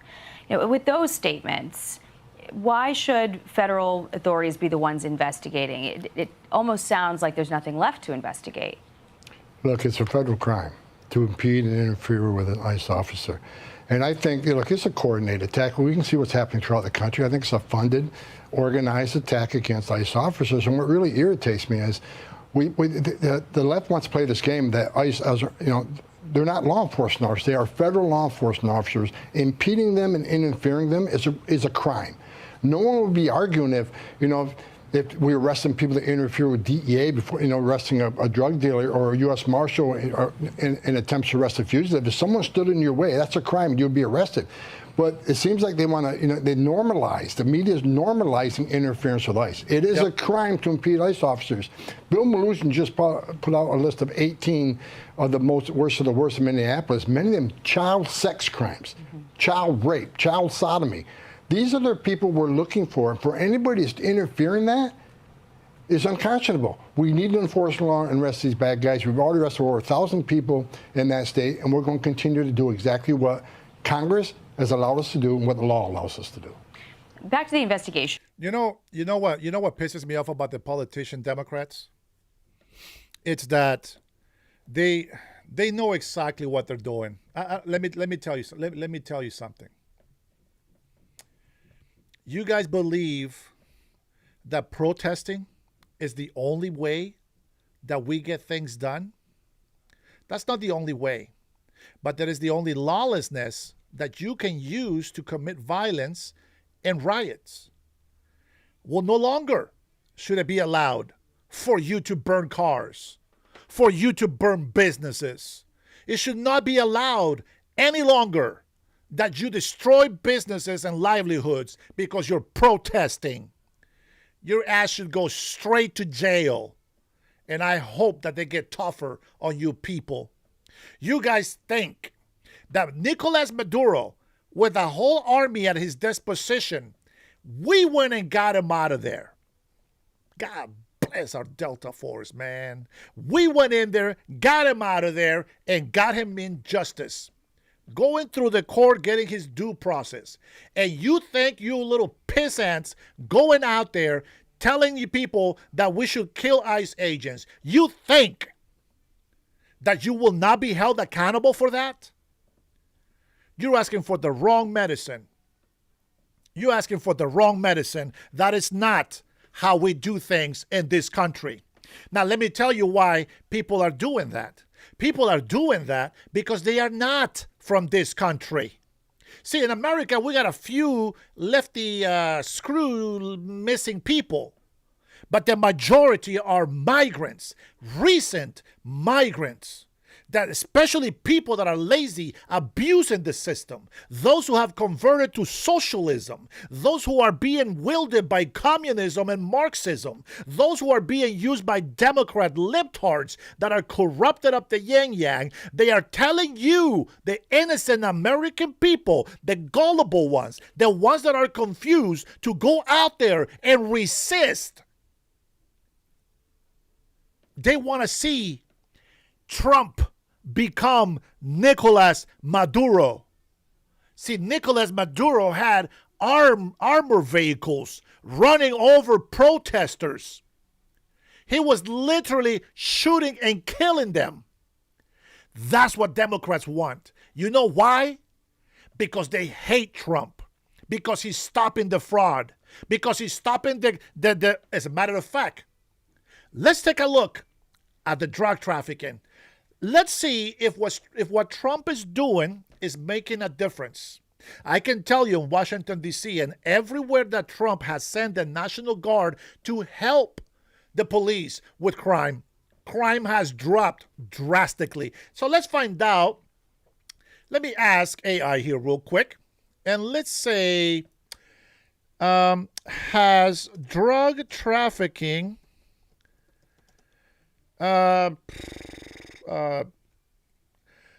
rate drop in 2025? Let's say 2025, and let's see if we get anything. Let's see what we get here. Let's go to AI mode here.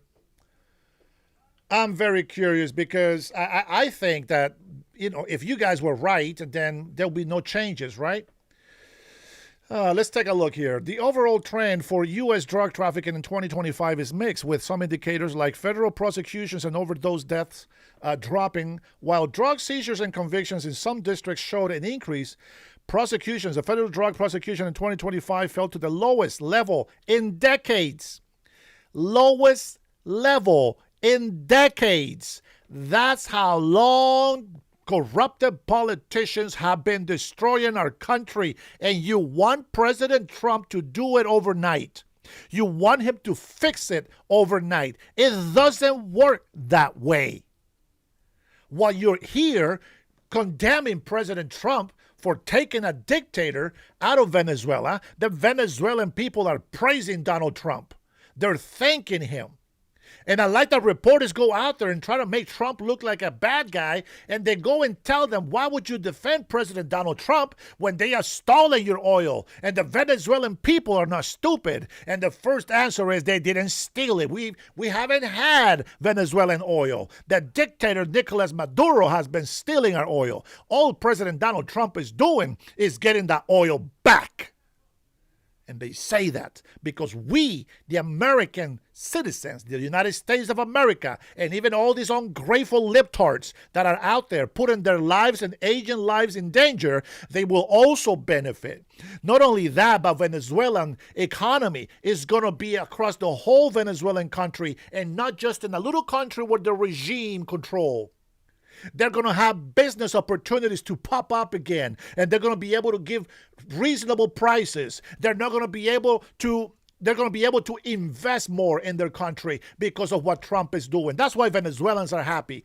Political opponents are being released every day from Venezuelans' corrupted government. Now, I will give you a little disclaimer here. I don't trust Delcy. I heard that sometime back on the first term of President Trump's presidency, she donated $500,000 to the Trump administration.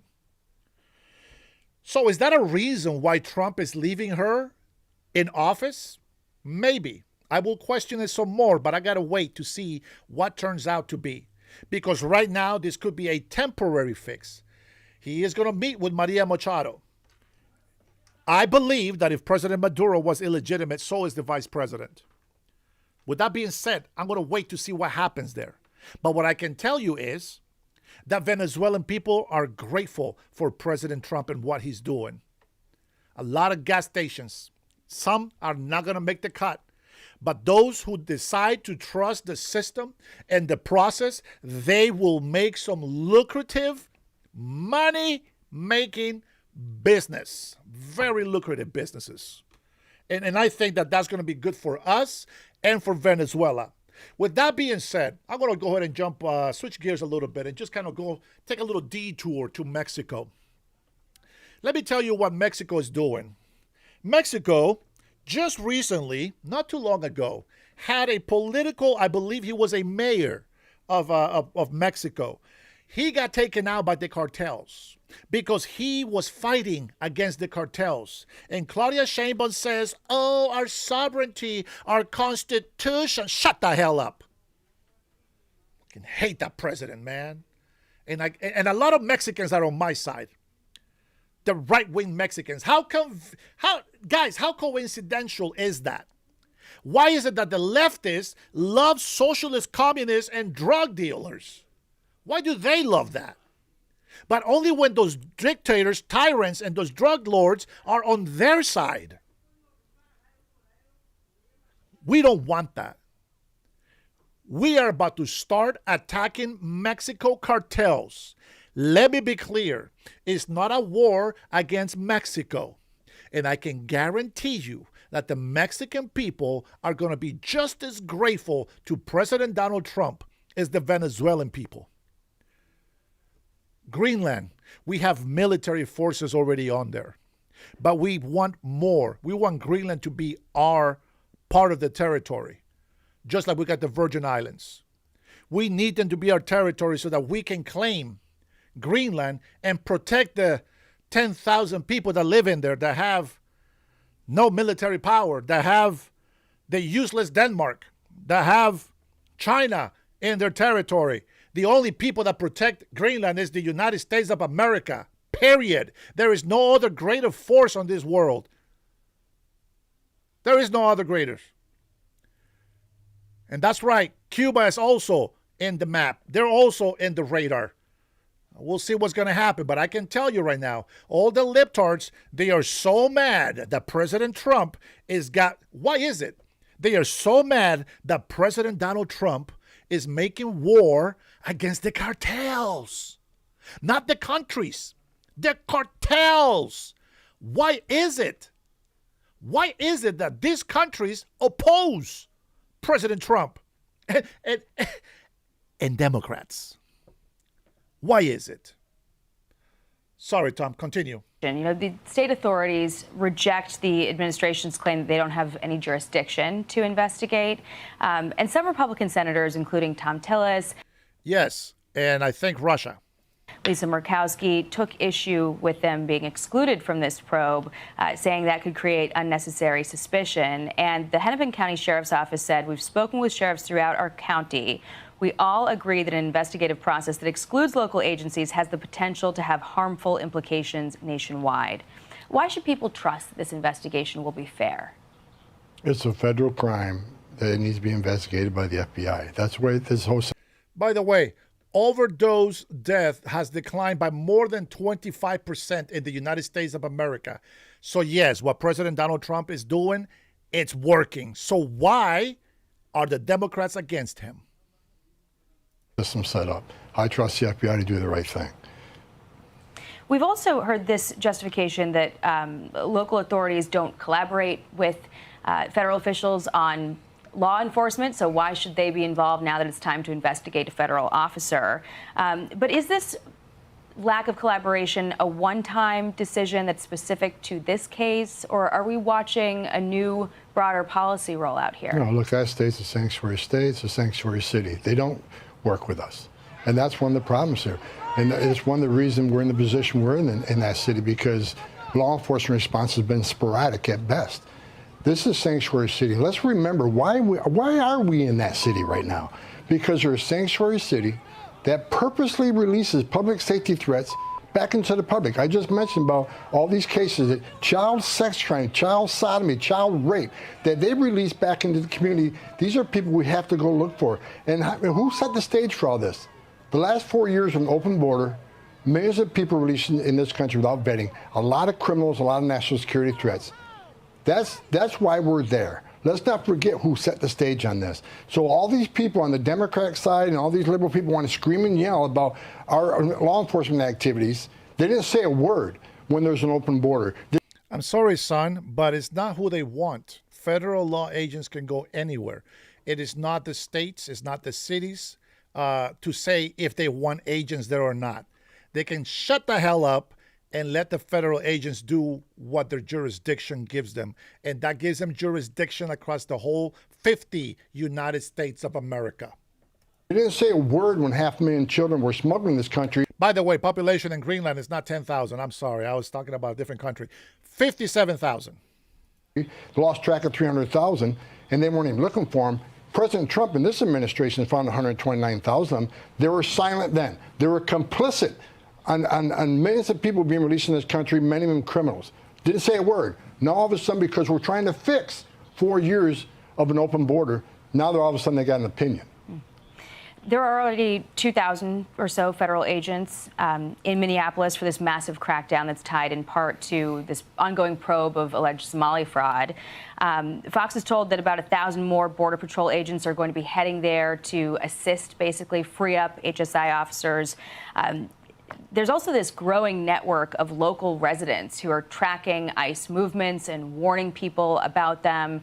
And schools in the area are being given the option of remote learning for the next month because of how hot the environment is getting. Yeah. Are you concerned about what we're heading toward? And what do you say to those officials like Mayor Frey, who's accused the administration of just looking for an excuse to invoke the Insurrection Act? It's ridiculous. Bottom line is they don't have to shut schools down. They can't give me one example where ICE has walked into an elementary school or a church or hospital. It's ridiculous. Well, they're shutting the schools down because they know that there's hundreds and hundreds of illegal children in them. That's why. And all this false narrative that they're pushing, it's just going to double down on hate against ICE. For instance, calling it a murder, the mayor calling it a murder. The hateful rhetoric has caused a lot of this violence. I said way back in March, if the hateful rhetoric doesn't decrease, there will. Wait, somebody put the 10th Amendment? Do you even know why we have a 10th Amendment? Did you know that if there was no sanctuary city, did you know that if the government of your state was helping us uphold federal law, which they do have a responsibility to allow us to have, did you know that if they don't allow illegal immigrants in their state, we wouldn't have to be there? That's right. If you want to use the 10th Amendment for that, it's not going to work. Because just because you want criminals in there, it doesn't mean you get to have them. That's not what the 10th Amendment is for. If you can control the crime in your city, have fun with your 10th Amendment. If you don't have illegal immigrants in your city, have fun with the 10th Amendment. Go for it. It's talking about your human rights, marriages, and other legalities. But when it comes to enforcing the federal law, they have the jurisdiction to go anywhere for those people. And no state law can protect people or harbor people who have broken federal law. Otherwise, they are held accountable to the same pain, or not the same pain, to the same standard as those who actually commit the crime. The United States Constitution overrides state constitution. Try to use that power that way. Do your jobs. Respect the law. And federal agents will never have to go there. There will be bloodshed. Unfortunately, I was right. And it's not over. There will be more bloodshed unless we decrease the hateful rhetoric. To compare this officer to a murder? Are you kidding me? Threats against ICE officer, actual attacks are up 1,300%. A lot of it's based on the hateful rhetoric from people who don't understand what's going on and don't want to face the facts. If you want a safe city, if you want ICE out of your city, then stop being a sanctuary city. Give ICE access to your jail to arrest the bad guy in the safety and security of a jail, which is safer for the officer, safer for the alien, and safer for the community. You force us into the community to find these people. There you go. So sanctuary cities are sanctuaries for criminals. More agents in your jail means less agents in your community. But don't mistake anything. We're going to get this job done. If he forces... Oh, Tom, I am so sorry to tell you, Tom. Guess what we just did here in Washington State? We hired all illegal immigrants to be jail guards. Let that sink in.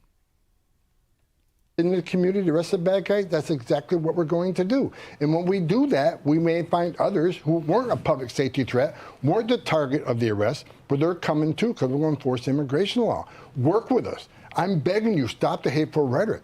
I don't want to see anybody die. There's been too much death. Work with us. Help us make your city safer. Tom Homan, thank you so much for being here. Really appreciate it. Thank you.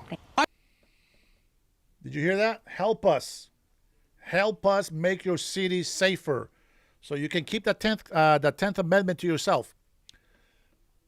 Check this out.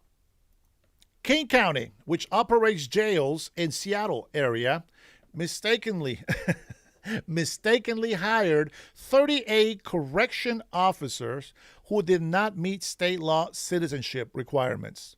The county is now seeking to change the state law to keep them employed. Do you understand the damage that the Democrats are doing to our country? They are undermining our Constitution. They are undermining our federal laws that are meant to protect every state in this country. And before you go thinking that every state should just separate and be their own country because Democrats is what they want, Newsom thinks that he is the president of California.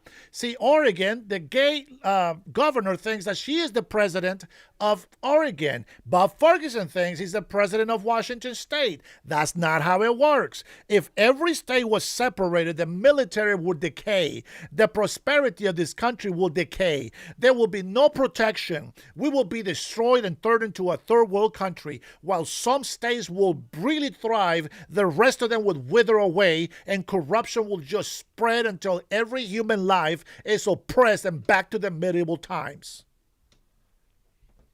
Think about what you're resisting here. Respect the law. Very simple. How is it that you want to change the law to keep illegal immigrants in the jails? That job should be for Americans. That's 38 Americans that should be hired right there in King County. Unbelievable.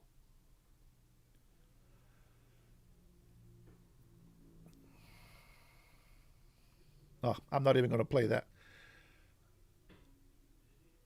Today I'm also announcing my support for a millionaire's tax on the wealthiest in Washington state. We are This guy blew out of proportion our budget in Washington state. We are negative billions of dollars in debt because they grabbed taxpayers' money and then just threw it away to all sort of organizations, especially with the LGBTQ related. And they forgot that they had a job to do to help everybody in Washington state, not just some people or a group of people because you support their ideals. That's not how a governor's supposed to rule. Governor's supposed to be impartial. This group has to respect this group, and this group also have to respect this group. And we should have separation. We should have order. But most importantly, law needs to be upheld by every single citizen. facing an affordability crisis. It is time to change our state's outdated, upside-down tax system to serve the needs of Washingtonians today. In recent years, the inequities of our state's current tax structure have been exacerbated by increasing income inequality, which is made even worse by President Trump's massive tax cuts for the wealthy, an unprecedented upward transfer of wealth that makes the rich even wealthier, while hardworking people are overburdened. I know, of course, the legislature will have their own ideas for how a millionaire's tax should serve our state. I will, however, remain committed to sending a significant portion of what is gained from a millionaire's tax back into the pockets of hardworking Washingtonians to help make life more affordable for them. Today, I'm also now. Hell no. Hell no. You think you're going to bribe us? You think you're going to bribe us by giving us some of the money from the rich people? Shut the hell up. This guy is freaking nuts. What the hell is wrong with the Democrats today? What happened to my party? These guys are lost. There's no hope to get the Democratic Party back in order. What the hell happened to the Democrats? It's unbelievable. I don't recognize this party anymore. I truly don't recognize it. Let's go ahead and jump over to Iran. You know what? No, let me go get one more clip here. You guys already seen this probably by now. I think this is funny. Look, there is nothing like being on the ground, talking to people, to try to get a clearer picture of the story, which is what we did today in Minneapolis. Right now, there's about 300 people here. Fairly peaceful.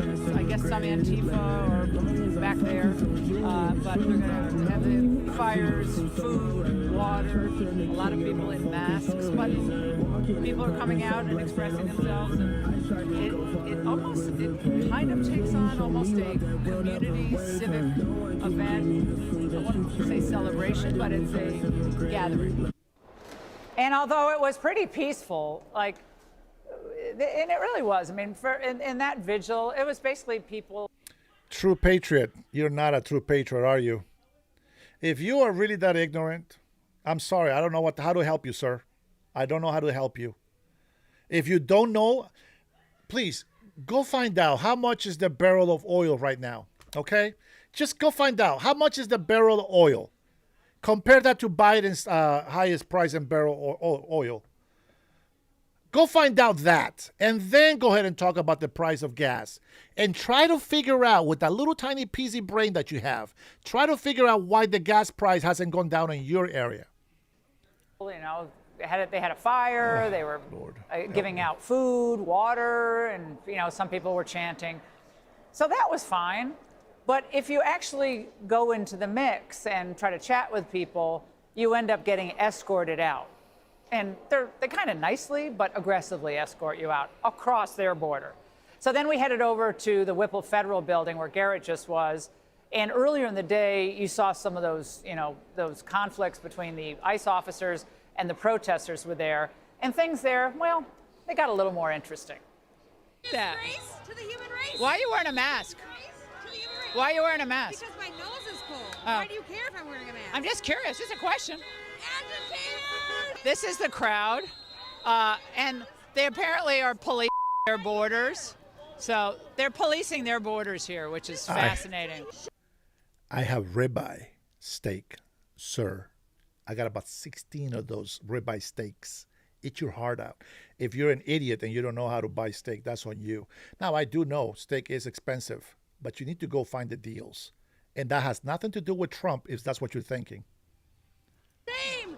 Shame! Oh, bro, it's so boring. Shame! Shame! Do you have a job? Do you have a job? Shame! Shame! I'm getting paid right now.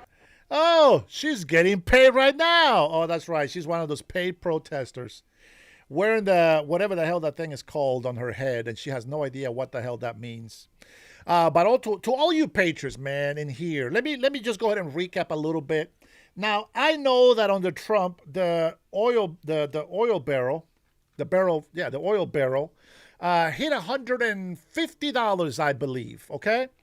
Now, check this out. Let me just a little information that I just looked up for you guys, since you morons don't want to count. I asked this guy to find out how much is the oil barrel in here, and then he just comes in here, go buy a steak. You know why? You know why he said that? He asked, go buy a steak, because he couldn't prove to me that the oil barrel is cheaper today than it was a year ago under Biden. So let's go ahead and look at it together.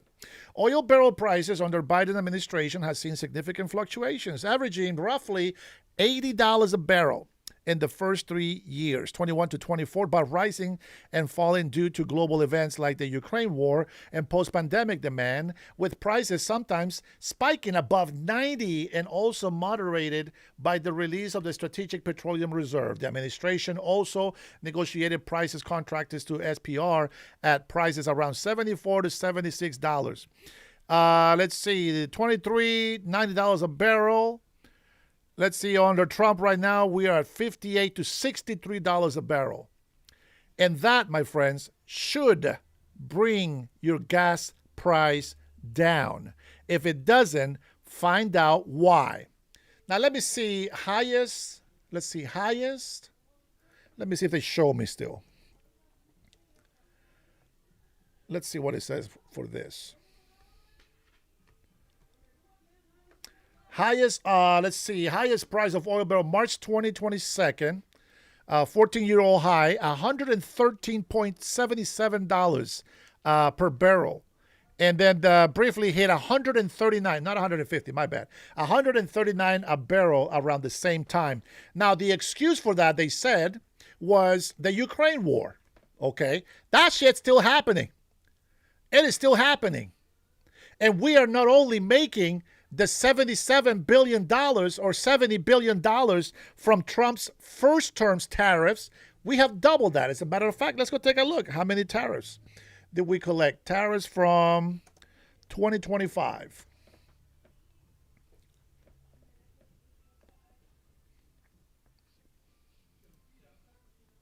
Let's see. That's just percentages. Tariffs collected. Tariffs money collected. I know what it is, but I want to be able to find that literal name. Well, well, well. As of December 15, 2025, $200 billion came into the United States of America. That's fantastic.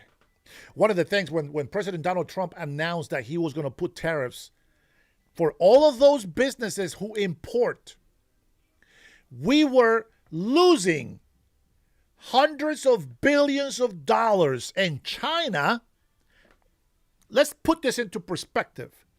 China got wealthy over the years of abuse of tariffs imposed against us for years. They accumulated so much wealth that they didn't know what the hell to do with it. They could have fed their people. They could have provided a better economy for their country. They could have paid off some debt. Instead, they decided to build up some astronomically huge projects that didn't benefit anybody. They almost destroyed China. And even then, they took so much. China's still not a third world country. That is crazy. But here we are. We are losing hundreds of billions of dollars. Well, some small businesses, some corporations, well, they were making money.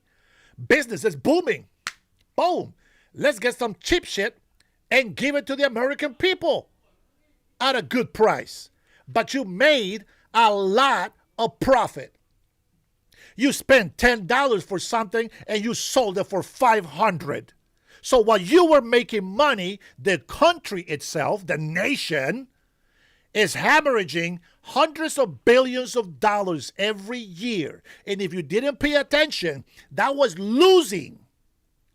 Now, we just got on the first year of President Donald Trump. On the first year, we just got $200 billion. $200 billion. Iron Man, get the hell out of my chat. I'm giving you facts. This is things that you can look up yourself. Go find out. And Levio, we're going to take care of you, brother. We're going to take care of you. Federal government has been taking care of the Native Americans. You know that, right? Native Americans have been taken care of by the federal government. A lot of tribes, if you are legit to be in the tribe, you collect monthly payments, meaning you don't even have to work. I know because I do get involved with the native tribes. The problem with that is that when you give people free money, they don't have any responsibility. They don't evolve with the mentality of, okay, I want to put up a business. Not everybody thinks that way. Very few Native Americans have come out of the alcoholism, drug abuse. I am so proud of my Native Americans when they are successful in life. They have assimilated to the new world. They don't rely on bison. even though some still do because they want to keep a tradition. I get it. But they don't rely on that. They rely on money. They rely on government to give them money. And you know what? Some of those who have been independent, even though they get that, they can actually get a job, and it doesn't exclude them from those Indian benefits. So just imagine, right? And Levy, you can tell me if it's true. I don't know if you truly are native, you are getting money from the government. Yes? As a matter of fact, casinos get they get millions of dollars from the government. I bet you didn't know that. I bet you didn't know that. I worked for a casino before. I know. At least here in Washington State, okay? All right. Well, and as we were leaving in our vehicle, they did what they can do. They gave us all the finger. I think they secretly liked us, though. But a few observations here. So the protests are always smaller than they look on TV. Many of the folks there seem like they do this for recreation. And there are others that are truly mourning and really upset. And others seem to be people who just don't believe the United States should have any borders. But again, they sure do aggressively police their own borders. Welcome, Ramon. And while, again, there were plenty of people there just peacefully protesting, all right, I got a couple of natives in here. What I just said about the tribes, does the federal government fund your reservations? If you live on the reservation. Some Indians, they don't like to live on the reservation. They like to live somewhere else. That's okay. But if you live in the reservation and you're 100%, at least I think it's like 60% that you have to be in order to qualify to be native or recognized as a certain tribe. Can you tell me, does the reservation, do casinos, do they receive money from the federal government? Just go ahead and put a yes on the chat if they do. Let me see. As a matter of fact, let me see. What?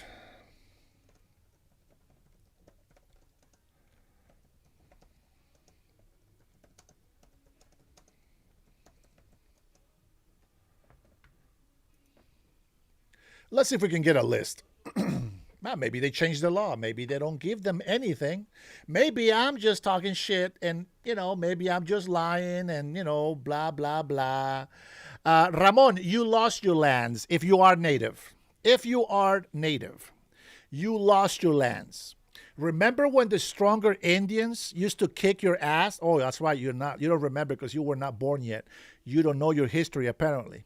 But the law of the land back then, before it was reformed by and reconstructed by wars and battles and agreements, your land was not your land. You had to fight for it. You had to defend it. And guess what? A stronger tribe took that shit from you. That's right.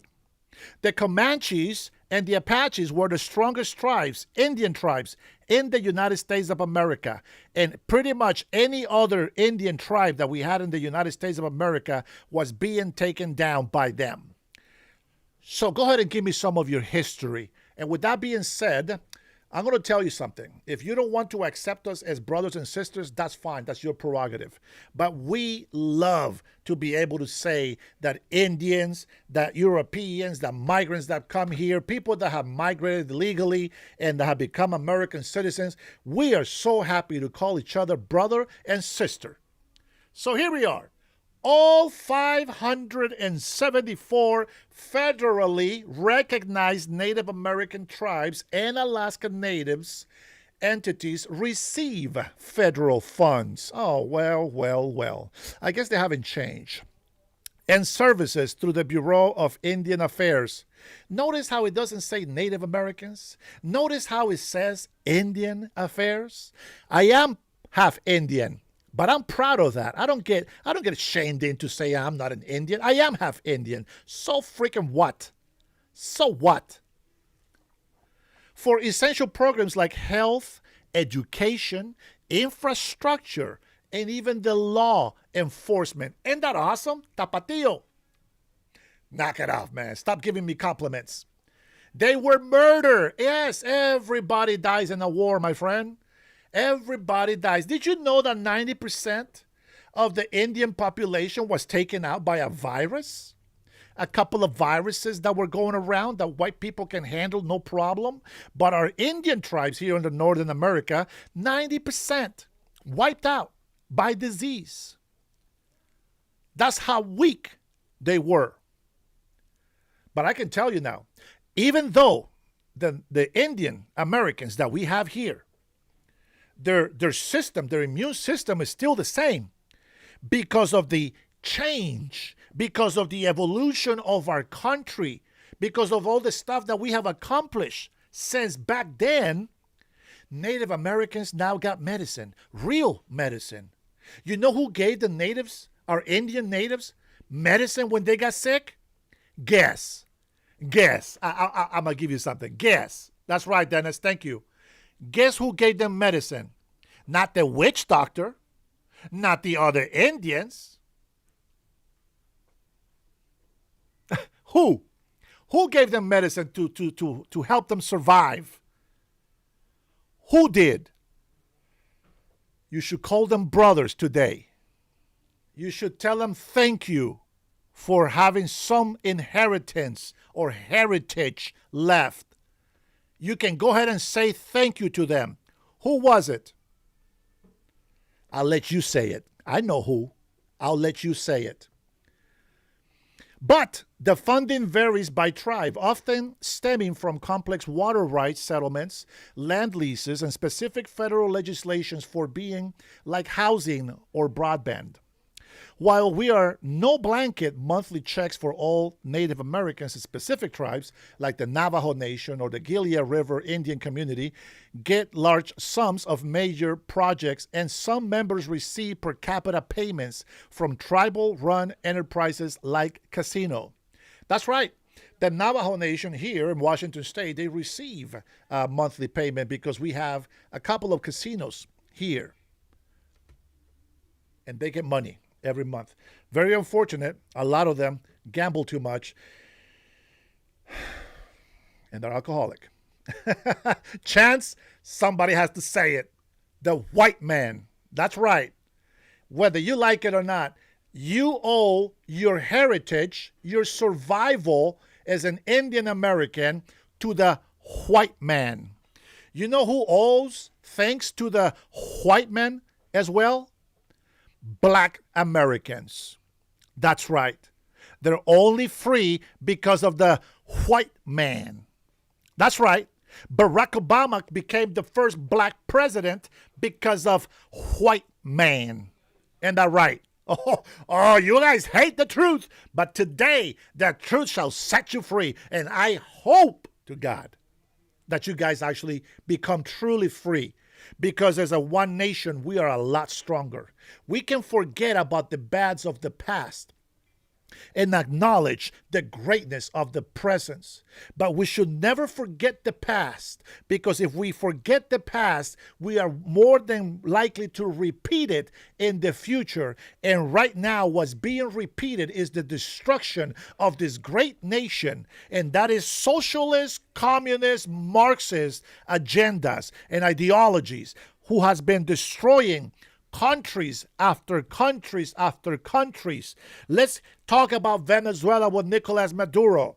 They are communists. You see the Venezuelan people suffer. President Donald Trump, a conservative and not a Christian man, but yet respects the religion, has gone over there to take out Maduro, does not take the vice president, trying to avoid this whole regime change so that the Democrats don't complain about what he's doing. But the Venezuelan people, they know that what he's doing has been freeing them from the enslavement and the oppression of the communists, Marxists, Nicolas Maduro. And now, because they fear the president of the United States of America, because they know that we don't give a crap what NATO says, when we are having a war against drugs, they got nothing to say with their international law. As a matter of fact, they are scared to do a war on criminal cartel drug lords. They are afraid to protect their people, just like Democrats protect their enemies and the enemy of the people. We we have to stand up and we have to continue to tell the truth to our people. We don't give a shit about foreigners. We want to take care of our American citizens, of those who are migrated here the right way, the green card holders. Teach them respect, honor, and love this land. Because if you don't have respect, honor, or love for this land, you need to get the hell out of the United States of America and go to another country like the Philippines, where you can live well off of your online business. Why don't you go over there and be happy? Get 5, 6, 7 Filipinas to be around your arms. Go do that if that's what you want. We want American nucleus families here. We want to be able to own a house. Literally. Really own a house. I'm sorry, I've been getting sick. If you don't want to do that, you can go wherever you want. But I tell you nothing but the truth in here. And what is hateful, Zinc Roofer? What is hateful than to tell people to respect the law and to get rid of illegal immigrants? What is hateful about that? Go ahead and tell me. Tito, go ahead, Tito. So much hate, he says. Tell me, which one of those things that I just said is hateful? Go ahead. I'll let you go ahead and put that in the chat. But I can tell you something right now. If you're American, if you're a migrant and you came to this country, why did you come to this country? And I'll tell you why you came to this country. You came to this country because you saw that this is a great country. You saw that there is great opportunity. You saw that there's a way to create wealth in this country. But the one thing that you don't understand is that it has become the country that we have because of the laws that we have in place. And the moment that you start disobeying those laws is the moment that we start losing this great country. So if you came here because it's a great country, stop trying to freaking change the country. Assimilate and become family. President Trump does not hate you. You hate him and us for telling the truth. May you one day wake up. One day you need to wake up. And I hope you do that before it's too late for this country. Just as many people out there who seem like lifelong members of the agitator industrial complex. You heard that one woman, unclear whether she was joking or not, saying she was paid for being there. Huh, interesting. So even if they're not throwing stuff or physically blocking ICE, disrespecting law enforcement, a lot of them just seem perpetually pissed off. Well, and I wonder why. As we see with what's happening in this more horrible news out of Portland tonight, rage is being stoked, and it's mostly being stoked by a party with no solutions. They wanted a moment like this, and look, it happened. We should not have ICE agents patrolling our streets. We don't. They're not needed. They create chaos, and they even create deaths. There are going to be protests around this entire country because of the state-sanctioned execution that we all saw. Blood is clearly on the hands of those individuals within the administration. ICE has been carrying out state-sanctioned violence in our communities. We have seen them terrorize so many of citizens. But the worst. Yeah, you know what? ICE agents terrorize citizens so much. They are so terrorized. I can't with these people. They are so terrorized that they keep coming against the ICE agents. Yeah. They're so terrorized, they don't want to come out of their houses. They are so terrorized, they'll be climbing trees so they don't get caught. They are so terrorized, they don't want to come out at all. Yeah, right? They're so terrorized. Lion Ilhan Omar. Look at these people. Do they look terrorized? Do you think if they were terrorized that they will be out in the streets like that? Worst of the worst today was a slimy comment by the ever odious Tim Walz, governor of this state, claiming that he wants to calm things down. And then he invokes a Nazi threat. Yeah. We're at one of those inflection points that simply asking our government to give us accountability, listen to local leaders, ratchet down the rhetoric, let people feel safe. We remembered, many of us in here in sophomore, when we read it, that the party told you to reject the evidence of your eyes and ears. it was their final, most important directive. It certainly feels like that in this moment. Okay, so we want to tamp things down as we keep vilifying law enforcement, federal agents. And I also say, where is the empathy for the ICE officer involved in that shooting yesterday, who, according to the New York Post, was himself dragged and hospitalized? A ver, cabrón, dime por qué. Dime por qué no valgo nada, cabrón. A ver, dime. Ponle ahí en el chat a ver si tienes huevos, cabrón. By an illegal alien driver last year. The attack on the officer, whom the Post is not naming, happened June 17th in Bloomington, Minnesota, exactly a month after embattled Minnesota Governor Tim Walz labeled ICE agents modern-day Gestapo. No, people. Don't just call me names. Put it in there. Put it in there. What am I lying about? Go on. Say it. Use it. You can call me names, but tell me why. Don't be a pussy. You can do it. While speaking at the University of Minnesota Law School graduation. And today, Vice President Vance blasted Democrats and the media for lying about the basic facts. Everybody who's been repeating the lie that this is some innocent woman who was out for a drive in Minneapolis when a law enforcement officer shot at her, you should be ashamed of yourselves.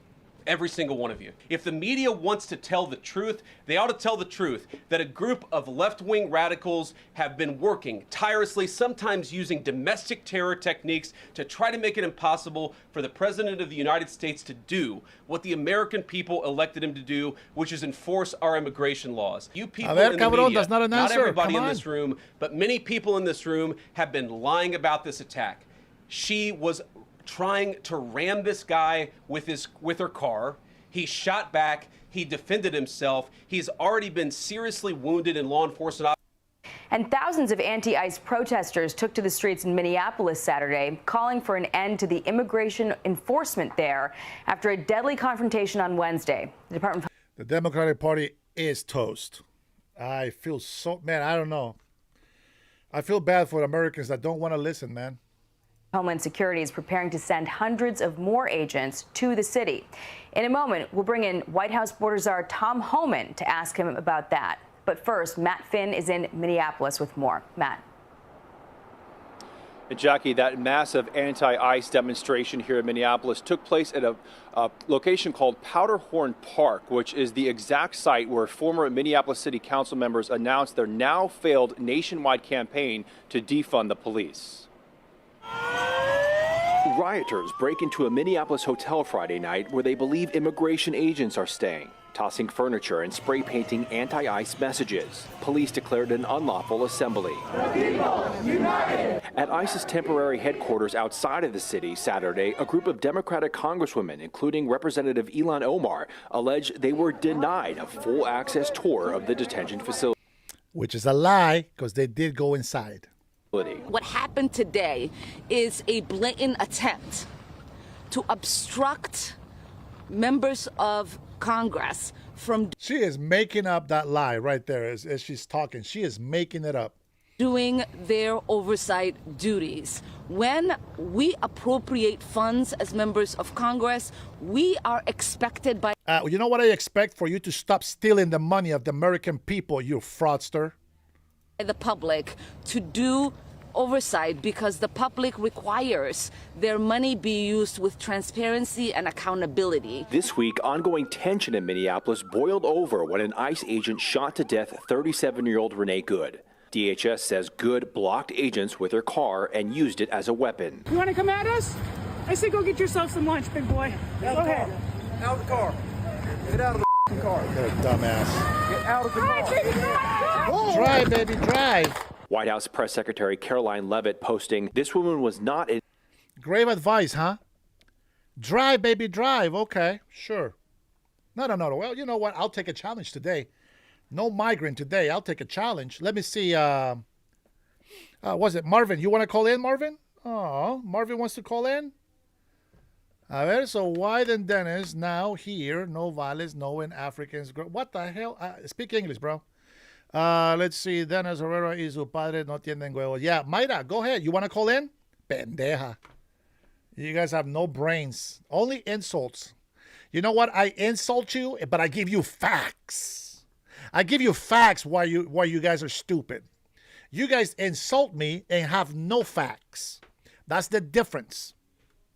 Innocent mother dropping off her child at school. She was a leftist insurrectionist who was purposely and illegally obstructing law enforcement. Democratic Mayor Jacob Fry. I can see a person that is trying to leave. I can see an ICE agent that was not run over by a car. That didn't happen. Despite this week's death involving a car, a Fox camera captured a person blocking in agents on Friday. I'm giving her a warning to not interfere with what we're doing. And Border Patrol warning another woman to stop trailing. I hope you have a terrible day.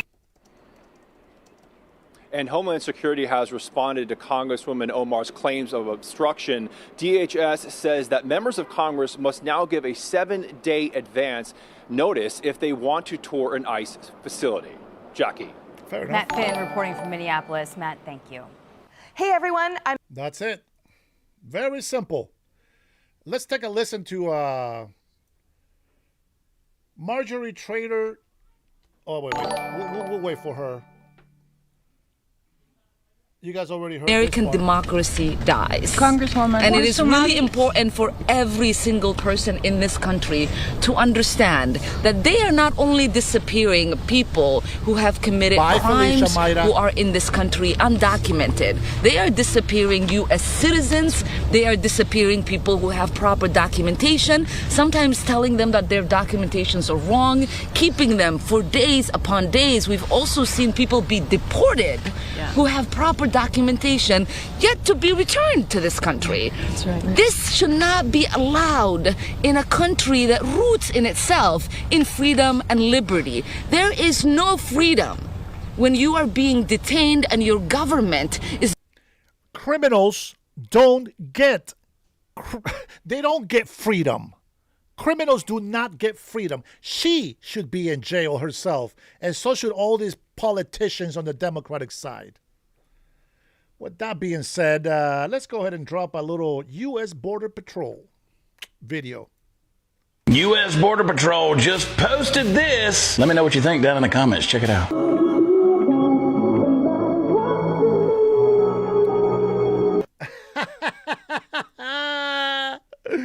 As for all you illegal mofos that should not be in this country. You know, every day it never fails, and I think that you guys fuel me. I would have a lot more empathy for illegal immigrants if they didn't come into my channel and be so hateful towards me.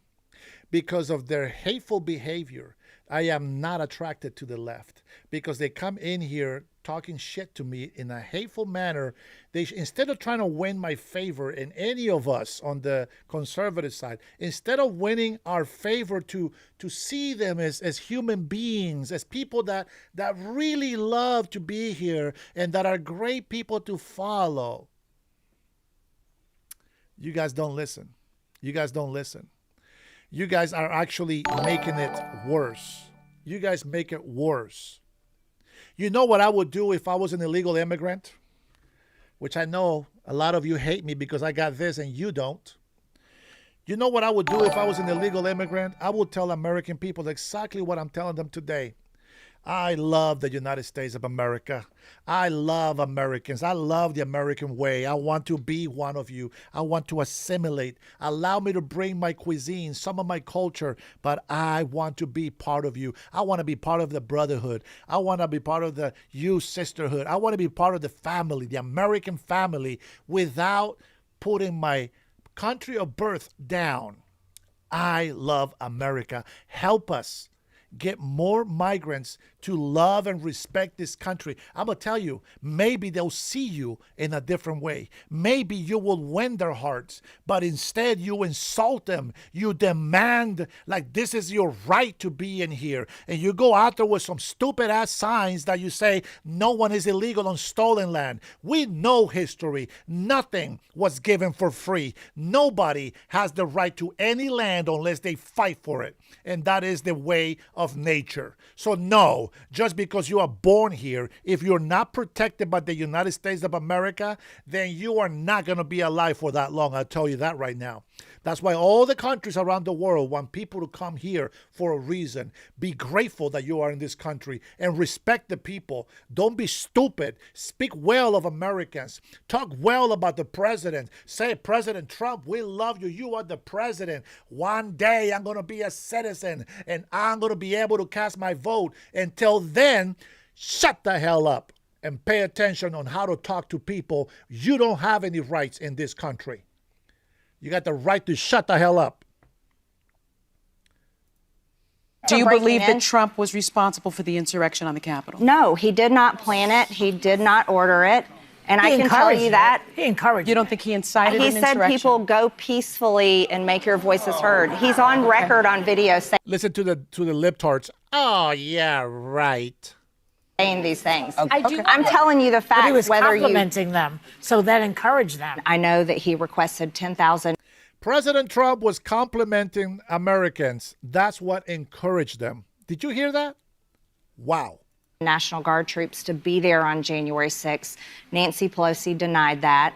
Also, Sergeant Sund, head of the Capitol Police, has testified that he asked for backup and was not even responded to for hours and hours and hours. Over 95% of BLM and Antifa rioters, their charges were dropped. They were never prosecuted. Do you believe that Antifa and not the January 6th rioters I'm against a two-tier justice system.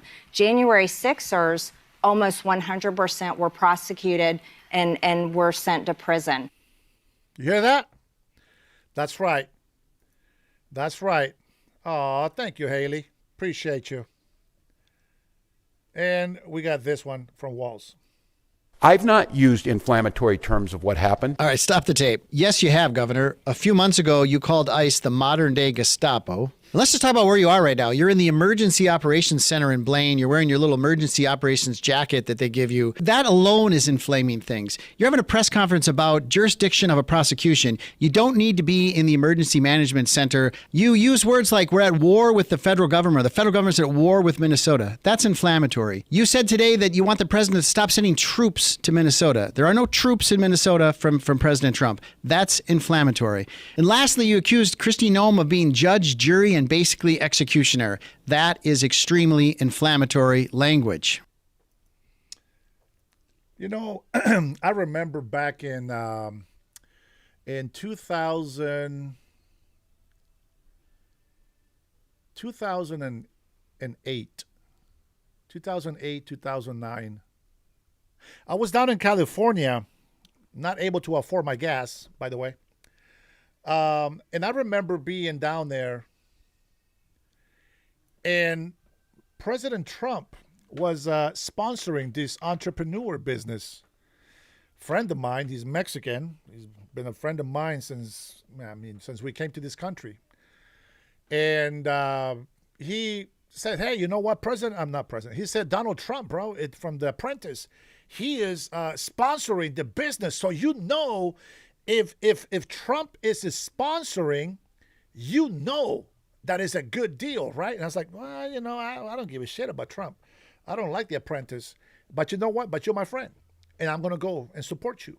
So we went in there, and we supported the service, the product, and we had a lot of campaigning. We went, you know, to people's houses. We made a presentation, and we always mention, you know, Trump. We always mention Trump and Trump and Trump, and Trump is sponsoring, and Trump and Trump.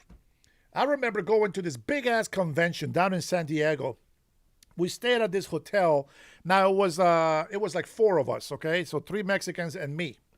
And we stayed there. We had a couple of beers. I mean, we had a chill time. We had some good food. But we spent all day, morning, like 3-4 different sessions, going back and forth, standing, you know, the whole time, sitting, standing. And President Trump made a speech. And he talked about Hispanics, because this is a Hispanic movement. And he spoke about Hispanics, and not one of those things that he said was to put down the Mexicans or Hondurans or any other Hispanic. He spoke very well, not of the culture or the ethnicity.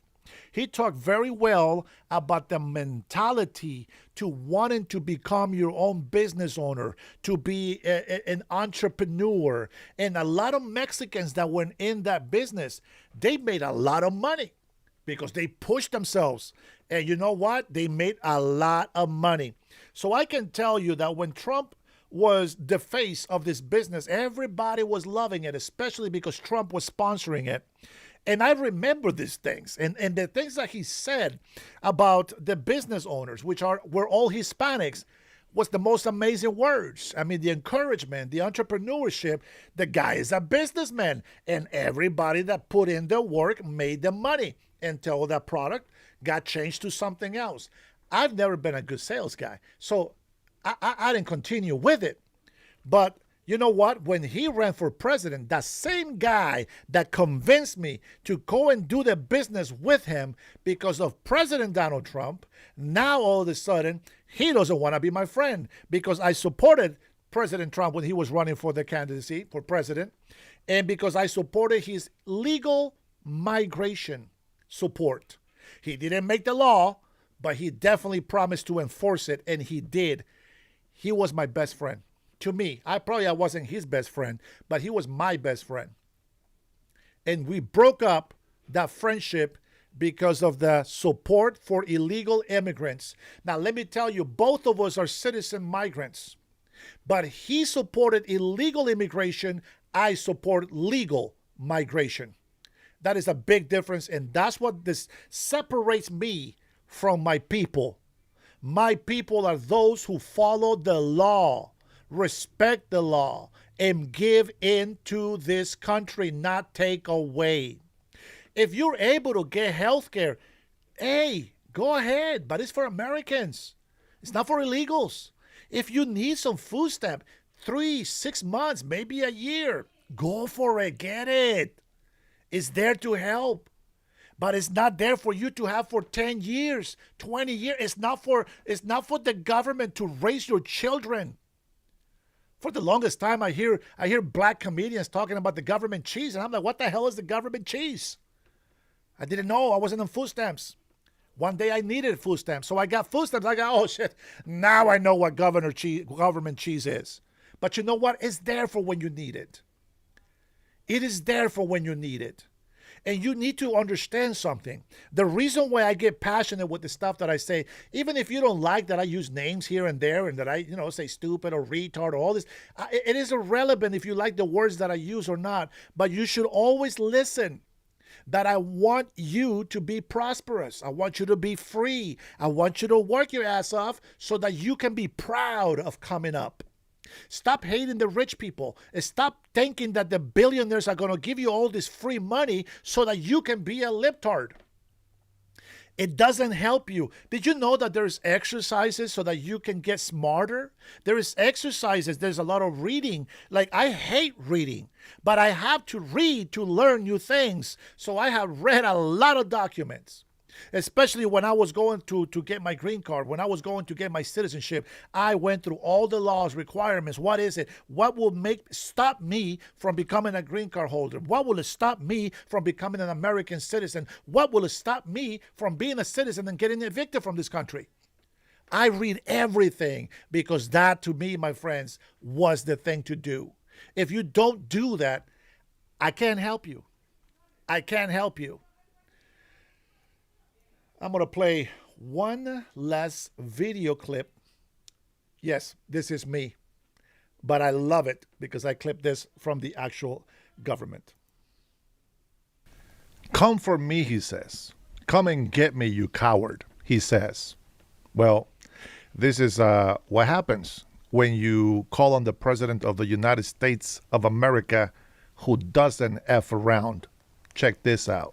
Last night, on the order of the President of the United States, and in support of a request from the Department of Justice, the United States military conducted an apprehension mission in Caracas, Venezuela, to bring to justice 2 indicted persons, Nicolas and Cecilia Maduro. Nicolas Maduro had his chance until he didn't. He effed around and he found out. This was one of the most stunning effective and powerful displays of American military might and competence in American history. Like, I don't understand yet how they haven't figured this out. And now, if you don't know, now you know. Because this is the way it's going to play out. And I think people need to understand that this is not a president that just talks and does letters and press conferences. And, you know, if he says he's serious about something, he means it. But don't play games. Don't play games with this president's in office, because it's not going to turn out well. It's not going to turn out well. Respect the law, love this country, and make others respect the law. And I can guarantee you this country will thrive more than you have ever imagined. If you libtards out there are not destroying our country, if you're not allowing criminals to come in here illegally, if you actually respect the laws, work your ass off, you will also benefit. And as the country becomes more prosperous and more successful, the better your life is going to get. But you cannot be depending on the government. You cannot be depending on having the government raise your children. You have to make that change. You have to look out for yourself. Now, with that being said, we come to an hour where you guys know what time it is. What time is it over here? Some of my patriots on the chat. What time is it? You know what time it is. You know what time it is.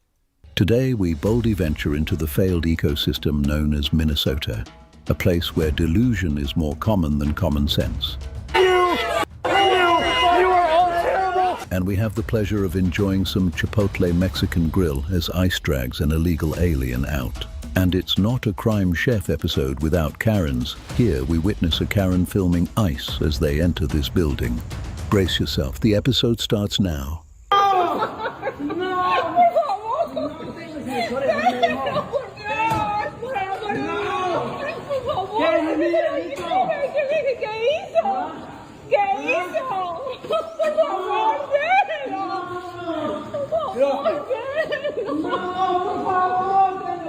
They must really hate their home country to cry this much just because they have to go home. Think about that logic right there. They cry and cry when they're being sent back to their country. Tell me what is so wrong about that. They wave their flag with such pride. Tell me, why do they fight us to send them back to their country, send them back to their homeland? Explain that to me. It makes no sense. It makes no sense.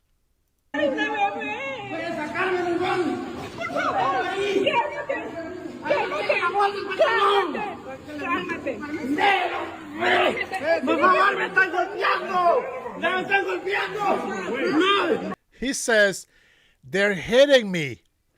We're watching, bro. We're watching. Nobody's hitting him, but he's yelling, they're hitting me. They're hitting me. And there's the victim card. I'm sure they would be much more gentle if he wasn't resisting 3 agents. No! Enséñales el permiso. No, déjame el permiso. Sácalo y vamos. He said, show him the permit. He says, I don't have a permit. Wait, check my pocket.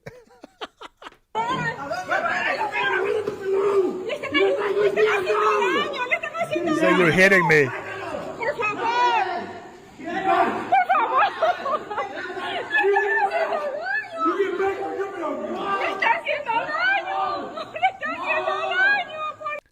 Now, I want to tell the lady, shut the hell up.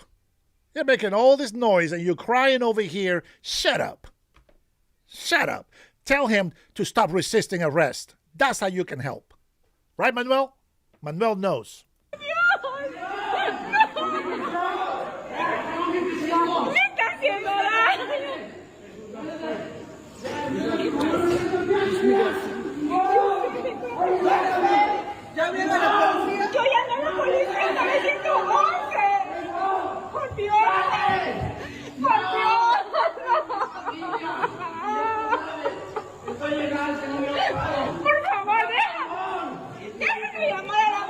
So he's screaming that he is legal. My thing is, so why are you fighting? Just cooperate. If you're legal to stay here, don't worry about it, brother. Just cooperate. It's very simple. Come on, guys. Running after both of them. You already got one. Go ahead, you got it. You got it. Who is that? Who is that? Get on the ground. Ooh. Get on the ground.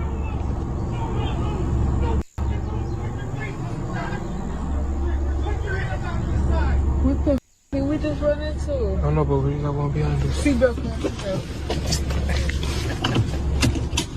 that.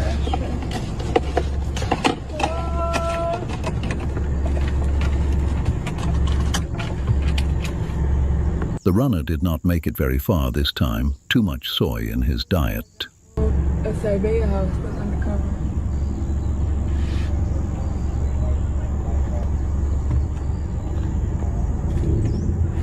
You are all terrible. Individuals.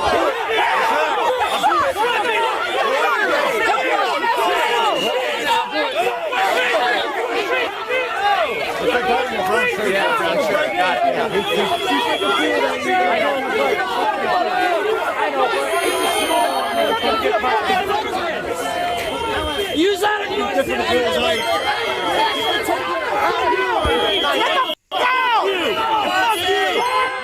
Go home! I believe it. I live here. You don't live here. ICE is here to remove people that live here but are not legally allowed to do so. I'm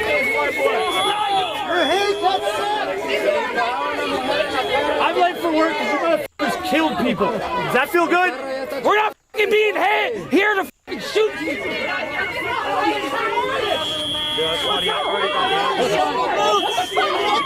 That's all they want to. Get a real job! Are you proud of yourself? You're proud of your dad's work? Show your fucking face! Show your fucking face! You're pulling your hands! Nah, they know. They're ICE. They're federal ICE agents. Knock it off with the show your face. There's other agents that show their face. It's none of your business what their face is. They are federal ICE agents and their commander is right next to them. Don't play dumb. Are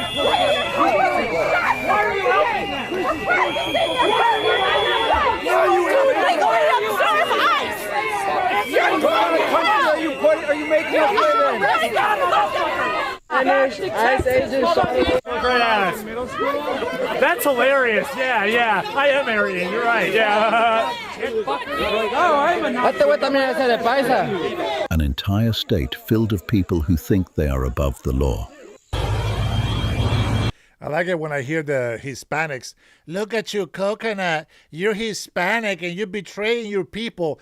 I wonder what they call the Mexican ICE agents. I wonder what they call the federales in Mexico. Do they tell them the same thing? Oh, look at you. You're a paisa. You're a traitor. You're shut the hell up. And HSI is like filming videos. It's okay to film, but for your safety, please stay back. Okay. Okay, thank you. Is this far enough? She just said on the sidewalk. Yeah, I know, but we never know what may happen. I don't want you to get hurt. Okay, thank you.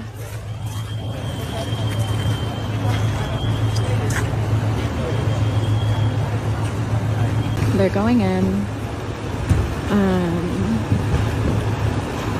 I didn't get to see if they busted down the door or not. Oh, the door is open.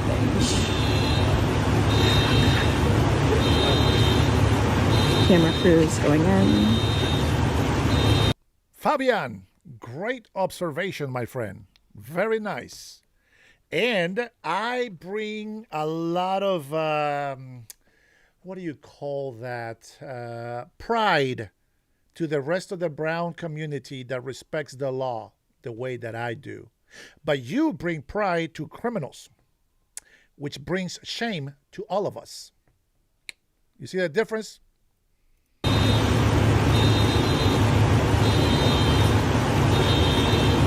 Media, ICE media, big guns. Sounds like there are some of those. Oh, watch out. Saltwater says America first. Thanks for the super, brother. There's over there with whistles. This is totally a publicity. Oh, watch out. There's a little pause on that. I think, even though you hasn't done it, I'm going to give you the boss dance.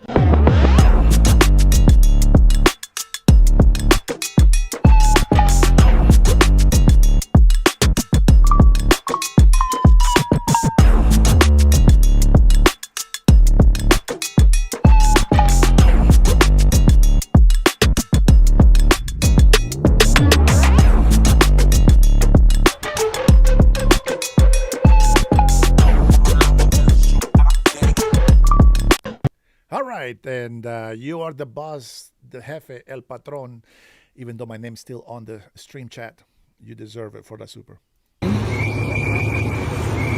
they are fully told out. Full get up guns.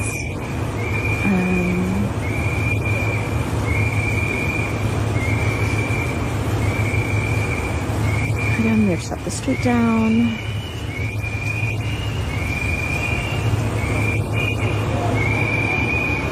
And then we have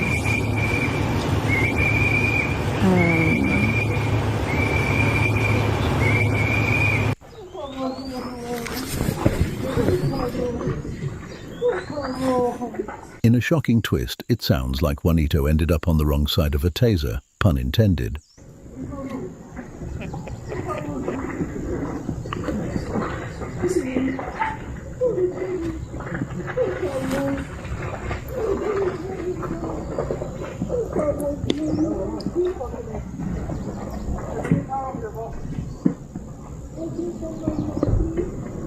Pero si se pasan, los tiran bien feo. Cause a f***ing accident, these bitches. Oh, here we go. Hey, Omar. They caused this accident. Huh? They caused this accident. Well, they shot her. They shot her? That's what this... I heard gunshots. Yeah, so did I. The accident was caused by failing to comply with law enforcement. This is what happens when an entire city thinks that laws are optional. They f***ing shot her. That is f***ing sad. Con de su puta perra madre. And instead of trying to respect the law, they get more angry and try to break the law even more. Very smart. Le despido.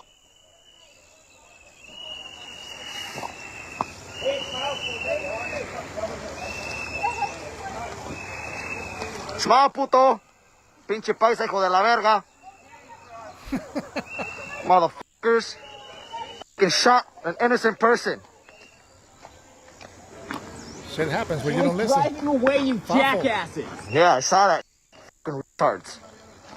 What a liar. He said you shot her by getting away. He said, yeah, I saw that. No, you didn't. You didn't even know. They just told you. You see how stupid you sound? He comes in here. The accident was caused by failing to comply. He just got here. Caused a f***ing accident. Look, caused an accident. He don't know what happened. They caused this accident. Huh? They caused this accident. Well, they shot her. They shot her? That's what the... See, he just found out they shot her and he said, I saw it. I heard gunshots. Yeah, so did I. The accident was caused by failing to comply with law enforcement. This is what happens when an entire city thinks that laws are optional. That's right. They fucking shot her. That Respect is the law. sad. Respect the law. Stop obstructing ICE. Learn. It's not going to stop. Won't be the first or the last if you keep doing the same thing over and over and over. Respect the law. Very simple. Con de su puta perra madre. Le despido.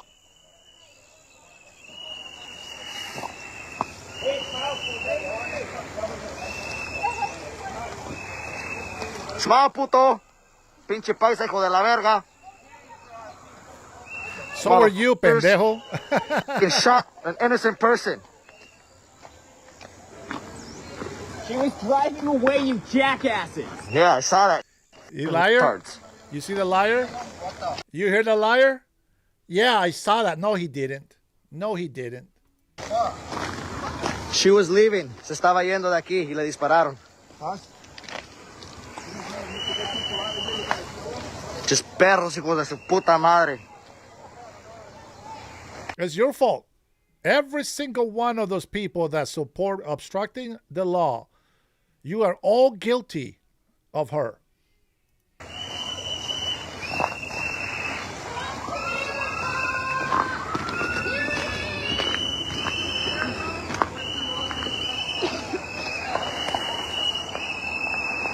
You know what the worst thing about this is? This is what Democrats want. This is what Democrat politicians want, because they cannot get won over President Trump because of their hate so hard on Trump. They are sacrificing you libtards. They are forcing you to go over there and shed blood for their fraud and abuse. Don't be their sheep. They tell you that we're sheep, but it's the other way around, my friends. It is the other way around. We respect the law. We know that what the immigration agents are there for. They're not there to arrest citizens. If they come for you, just show them your papers. You got a license, ID, whatever you have. During this time, if you are afraid of ICE, you should carry your documents with you no matter where you go. I'm not afraid of ICE, so I don't care. 34 La Portland. Allá está su carro. Ya se iba. Le dispararon.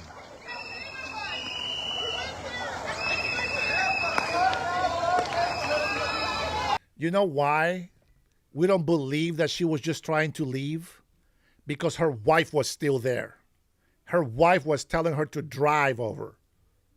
How about that? How about you realize that? How about you realize that that wife was telling her to step on it? She wasn't trying to leave. You thought she was going to leave without her wife? It sounds weird to say it, but that's how it is. No, she wasn't. She wasn't just trying to leave. She was trying to hit the guy. Period. She was driving off and they fucking shot her. I heard fucking 4 shots.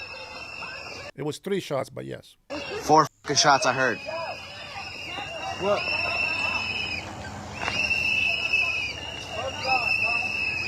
And they're still blowing whistles. They just don't learn, do they? That's okay, I guess.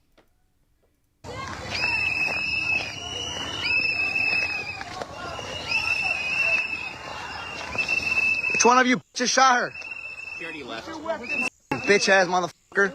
Put your weapons away.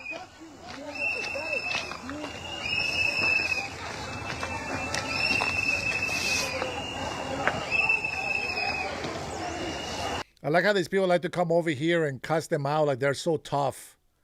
That they only do that because they know that they're not going to break the law to try to hurt them. That's what I think is very funny about these people calling them names. That's crazy. That's crazy. There's apparently the guy videos. that shot her. There's more videos, but that is it, my friends. Make sure you go visit the Crime Chef channel and subscribe. He keeps us entertained, and we appreciate it. So if you guys haven't subscribed to my channel, guys, don't forget to give a like and subscribe to my channel. If you can become a member, that's even greater. Everybody is treated the same, but you guys do help me out a lot if you become members. And everybody knows that we're here to tell the truth. I like how people try to say things about Americans that want to they want to have the law respected. They talk so bad about our white people because they are trying to get that white guilt on them. But a migrant that follows the law, respects the law, became an American citizen, and love this country, you can't say shit about me. So guess what? Till next time, shut the hell up and try to learn to be good for this country. Have some respect. My American people, God bless you. God bless you, family. God bless the USA.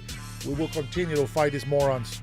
Oh, Lord, help me say these words less and less and speak with more kindness. Be good, y'all.